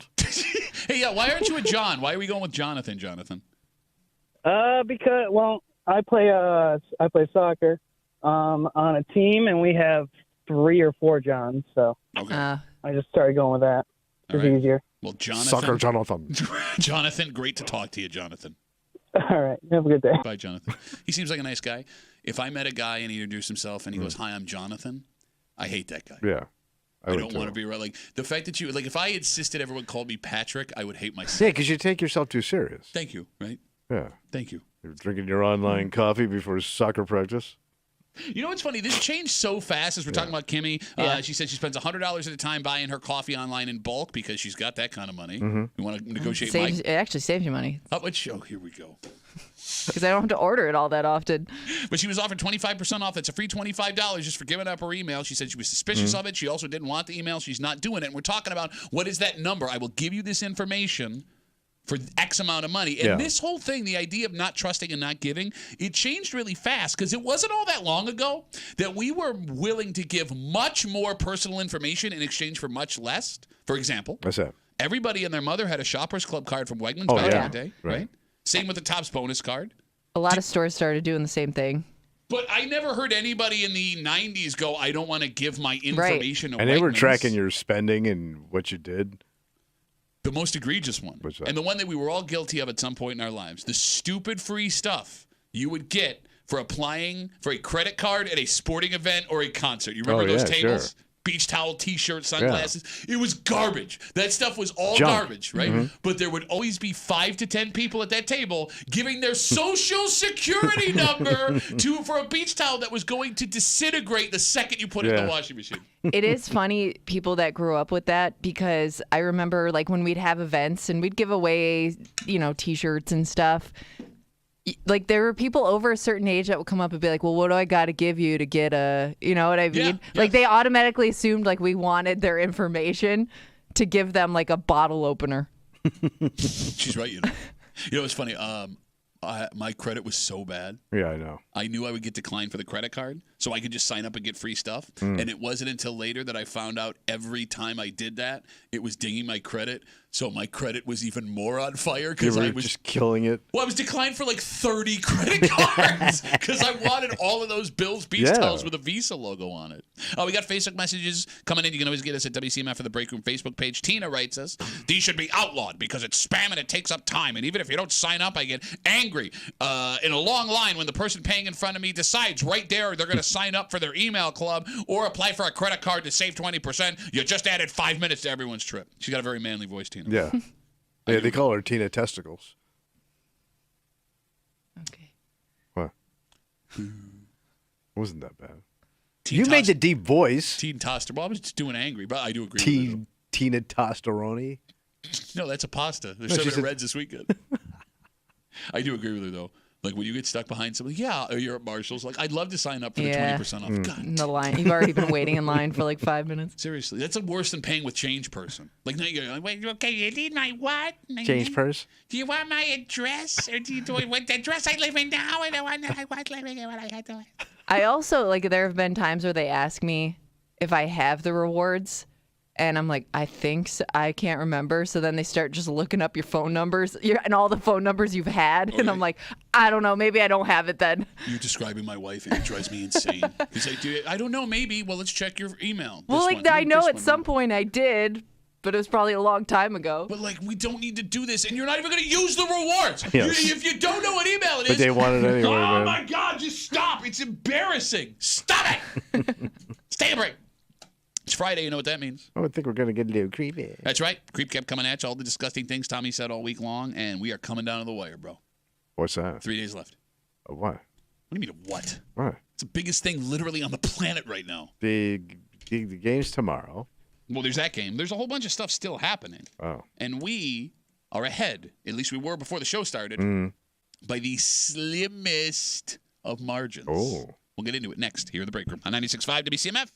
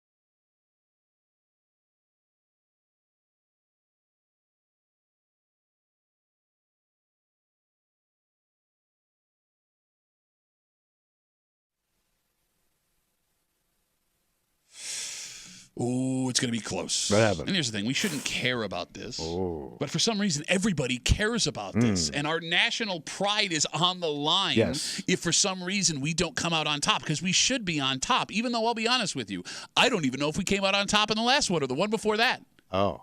Do you? No. You're hanging out in the break room. It's just Classic Rock 96.5. WCMF. We'll get to that in just a second, but it is Friday. Yeah, buddy. You are disgusting. You're welcome. Kimmy tries to take advantage of it. Bless her heart. She's now got a cough because of it. She's got a creep cough. It's getting to me. All the disgusting things Tommy said all week long. It's a creep cap. Happens now on CMF. Yeah. Oh, man. All right. God. All right. How hard? Okay. All right. I love it. No humidity. Yeah. It's going. It's good. Down. Down. Not sticky down. like your mama. Oh, sticky. So sticky and icky. So you need to write a tune about a 70-pound beaver that could hurt you. What do you think the title of that song would be? I got a beaver, she 80 pounds. That's it. Stuck my arm in, now I'm not around. I don't know. A man of meat. Or woman of meat. Oh, lady meat. That. Who don't like some lady meat? Had some last night. We'll get into it. How about your mom? Shut up. Pardon me, boy. Would you like a little lather? Yes, sir. Remember, you know what? You just turned me on to something. She had cheesy pubes. By the way, Cheesy Pubes, one of my favorite 1960s blues musicians. Wow, baby, got them cheesy blues. Ain't gonna touch it, baby. The Giant Dough Roller, that's my favorite. That's somebody riding your mom. A momman. I would pay $5 to look at a young man's penis. Kim, that pretzel pubes in my hand. That's from Ribs Arkansas's blues album. Eat too much, you're gonna be dead. Shut up. Died at the mall. Choked on pretzel pubes. You're saying, Tommy, you would rather have the giant penis in the Oh, yeah. I'm looking at her husband right now. Put a big old penis on that boy. Hang a crank on him. And that's when your penis has the most value is then. Oh, my God. You want to try that again? No, I mean, I think people would like to see a young man's penis than my old shriveled dead crank. Mouth tornado? What's that? No, that was on your mom last night. Tore it up big time. I heard it was an state of emergency below the belt. Heard it was an F-Zero. That's what I heard. Wait, she broke down to you. My night with your Shut up. It's so good to be a creep. There it is. Creep cap on CMF. 3 days left of the Olympics. Yeah. I'm starting to get sad. Oh, it's going away? It was fun. Jesus, it's endless. But here's the thing, like, you just, anytime you turn on the TV, you were automatically entertained. Like, you were. Are you? Yes. Well, it was either. Archery? I love it. All of it. I love Yeah. it. Speed Did you watch walking? the trampoline? Did you watch the rock climbing one? That was nuts. insane. So it's speed rock climbing. Yes. By the way, breakdancing starts today. I can't wait for I am going to breakdancing. watch a little of that because, I go way back with breakdance. Yeah, absolutely. When you threw money at a young man to break dance at the grocery store. Yeah, but I think I was part of Pardon the... me, boy, you want to spin on your head? Yes, sir. I think I was part of the inception. Oh, yeah. Like, it was like being there for the beginning of rap. No, like, I'm serious when I say if they did the Olympics every day, 365 days a year, I would watch all of it. How do you watch all that stuff? You don't know the people, the rules? I think the Olympics do such a great job, with a few exceptions of sport. You can see the talent in every athlete, whether or not you understand the sport or not. Like, what they're really good at with the sports convey how hard it is to do the sport. I get it. I don't think you do. Yeah. I always wonder with some of those unique sports too, like, Why? how did this kid get into this? And why did you get into it? You're not going to get laid. You're not going to make any money. They all get laid. You think water polo players don't get laid? You think handball players don't get laid? Race walkers, maybe not. Yeah. Because you know the weird part is? What? When you're having sex, you have to keep one foot on the ground at all times. Like, how did you What are figure you, out? Lucy and Desi? Well, great joke for a show in the 50s, you idiot. How did you figure out you're really good at trampoline? Because doesn't every kid think they're really good at trampoline? Well, there were some kids that were better at trampoline. I told you I guess. kept taking my shirt off and falling off it. But what I'm getting at here. What's that? This morning, when we started the show, Yeah. the United States far ahead in total medal count, Right. 103 to 73. China was the next closest. So when it comes to total medal count, it's almost a guarantee we take that home. However, it was 30 gold medals to 29 over China. Ooh, buddy. While the show happened, Yeah. China grabbed another gold medal. So we're tied? 30 to 30 with 3 days left to go. Now, I don't know how many events the Chinese and the Americans have where we are gold contenders. I know that the United States has a chance to win gold for men's basketball. Quick sidebar. And women's soccer is tomorrow too. Also that. Thank you. But there is a chance that we don't have the total gold lead by the time this is And over. women's basketball, they've been dominating. Okay, good call, good call. For like 50 years. If the United States does not have the number one gold medal count by the time we're done here, I'm going to be furious. Could be close. Could be close. Why, though? I don't know. Who cares? There's not pride in this for you? No, I have nothing to do with this boring-ass Olympics. But you are so stupid. They're getting some of the best ratings they've ever had in the history of the Olympics. Good for them. You're watching it, and you're like, I hate it. I'm going to watch it, though. Well, it's always on. You can't get away from it. Yeah, if only you had 300 other channels and 15 streaming 70 of services. them got the Olympics. Why, Kimmy, do we care so much about the gold medal total? I don't know why I need That's this all to that happen. matters. But 'Cause it's you not won all more that matters. medals. There's a ton of stuff Right. that matters way more. Yeah. And what it's just like it's not going to settle a war. I keep It's more just pride thing. And here's the other thing. America should win all the gold medals because we're the richest country and we send the most people over there. Do we send the same? I think China's close. Like when it comes to athletes sent. And I they guess. have sports. Okay, so that would make sense. Like the two countries that send all these people over win the most medals isn't all that impressive. When I see like that chick from St. Lucia. Yeah. Like she's like the only person to ever win a medal. And you from that. cheer for those stories. That is, but that's Yeah. that's impressive. Yeah. Like she brought home a gold medal the first time. The odds of that are so minuscule. But hey, here comes rich ass kid with all his money. Not all these He's kids gonna have walk. rich ass kid backgrounds. We do in America compared to like some of these poor ass countries. Oh, here we that go. do Here, it. here comes Tommy Globes, who's always concerned about the equity of money across Yes, the world. As yes. he wears, where everything he is wearing was made by a child making pennies. Guys, let's talk about who's making what worldwide. Well, who else? I mean, little hands had to do that stitching. For God's sakes, what, you made him yourself? Yeah, okay. All right, so you're gonna have national pride because we won course. more gold medals than China. Of course I will. Okay, so let's say China squeaks us out. Yeah. Then what? Well, we still have more medals, so just saying. Yeah, but now you got to back into your victory. All right. If China manages to squeak out Yeah. more gold medals in the United States, I think it's only fair that we impeach every politician in America. All right. And I don't think that's overreacting. I don't think. Fix it. All Make right. it better. Fix it. Kimmy, well, here's the funny thing, though. This matters so much to me. Mm-hmm. I can't tell you why. I don't even know if we had the most gold medals the last Olympics, but I remember Yeah, I'm getting not sure. upset that it was close. Can you Google when you get a chance, Kim? I'm sorry, you were going to say something first. No. And you almost, this may not even been Are you an talking about- issue because basketball almost blew it yesterday. Yeah, it was I close. I did catch the end of the USA-Serbia basketball game. Mhm.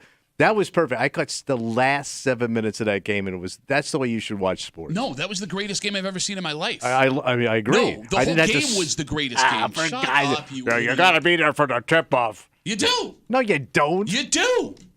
That game was amazing. By the way, you say squeak it out. Serbia is a great basketball team. I know. They got a couple of guys. No, so it didn't squeak. It wasn't a squeak out. It's not like they lost to Puerto Rico a couple tournaments ago, right? Like Serbia could win a gold medal. They won the FIBA championship the last time they played. That's what I was telling my wife. Without Jokic, their superstar. I said that to my wife. Jokic is the key to this whole thing, and Canstania is in there too. I hate you so much.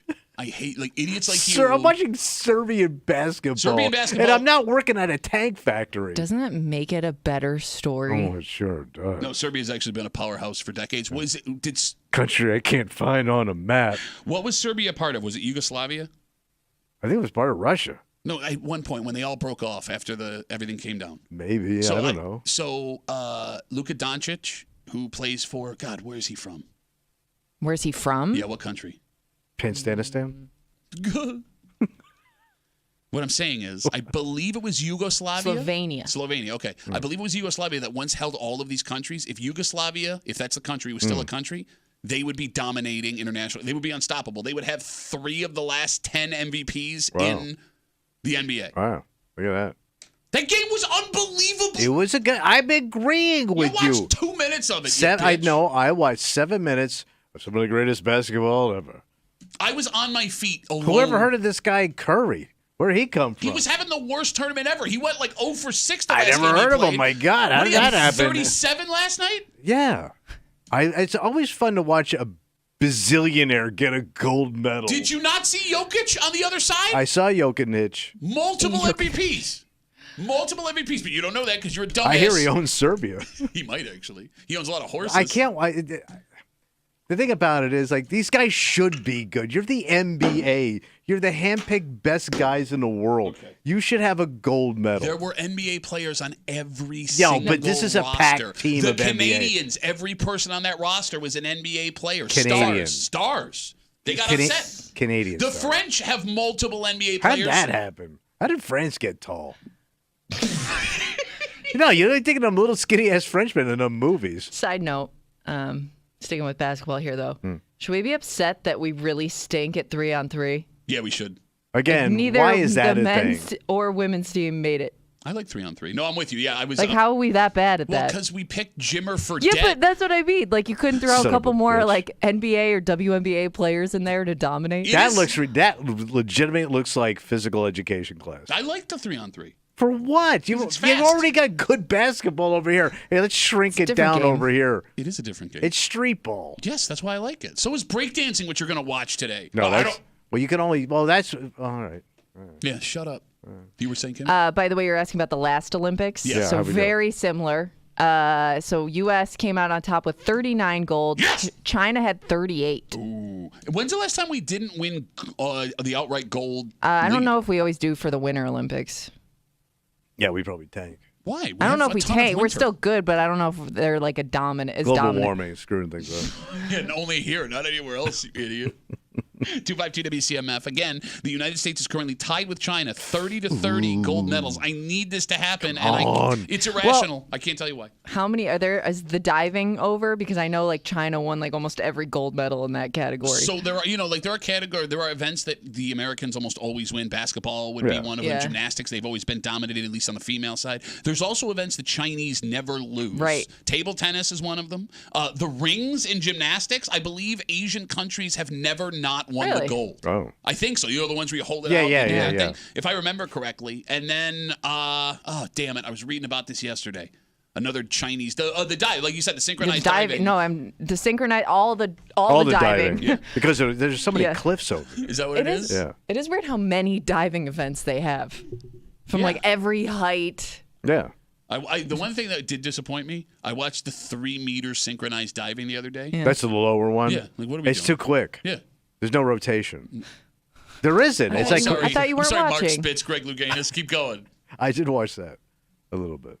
Spitz, is anybody in baseball? Spitz Louganis? No, baseball isn't in it this year. They substitute. I forgot what they put in instead. Baseball hasn't. Yeah, they took it out of the Olympics. How are we no doing softball either. We still got ladies golf, but I don't think we have any dominant lady golfers. We don't? I don't think so.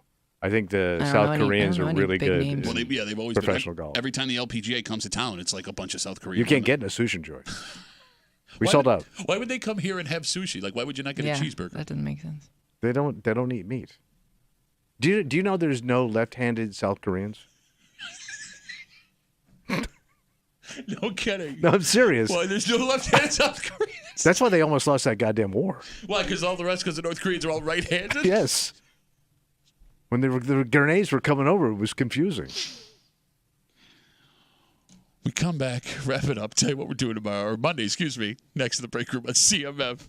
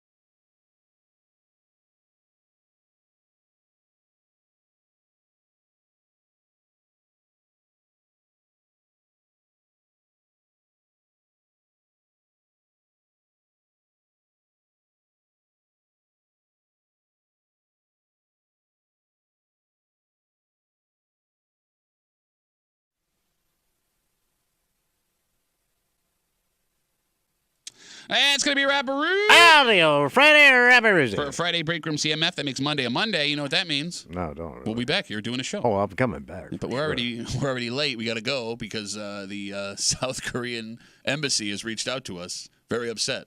Oh. Plenty of left-handers in Korea. Are you sure? I guess I'm not. All right. I mean, no, if we're talking about propaganda, it would be the other Korea that would be making stuff up. Yeah. Well, I may have gotten it from them. The North Korea. Yeah, I'm on some of their websites.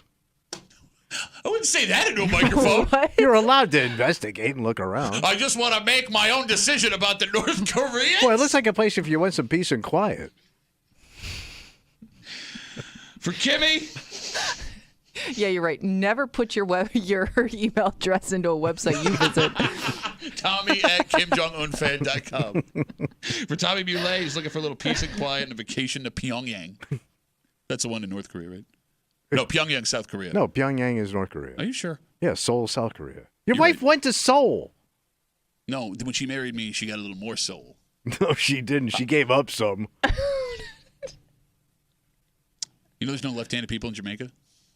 That would explain things. My name's Pat Duffy. We'll see you Monday morning, 6 a.m. here in the break room. And 96.5 WCMF.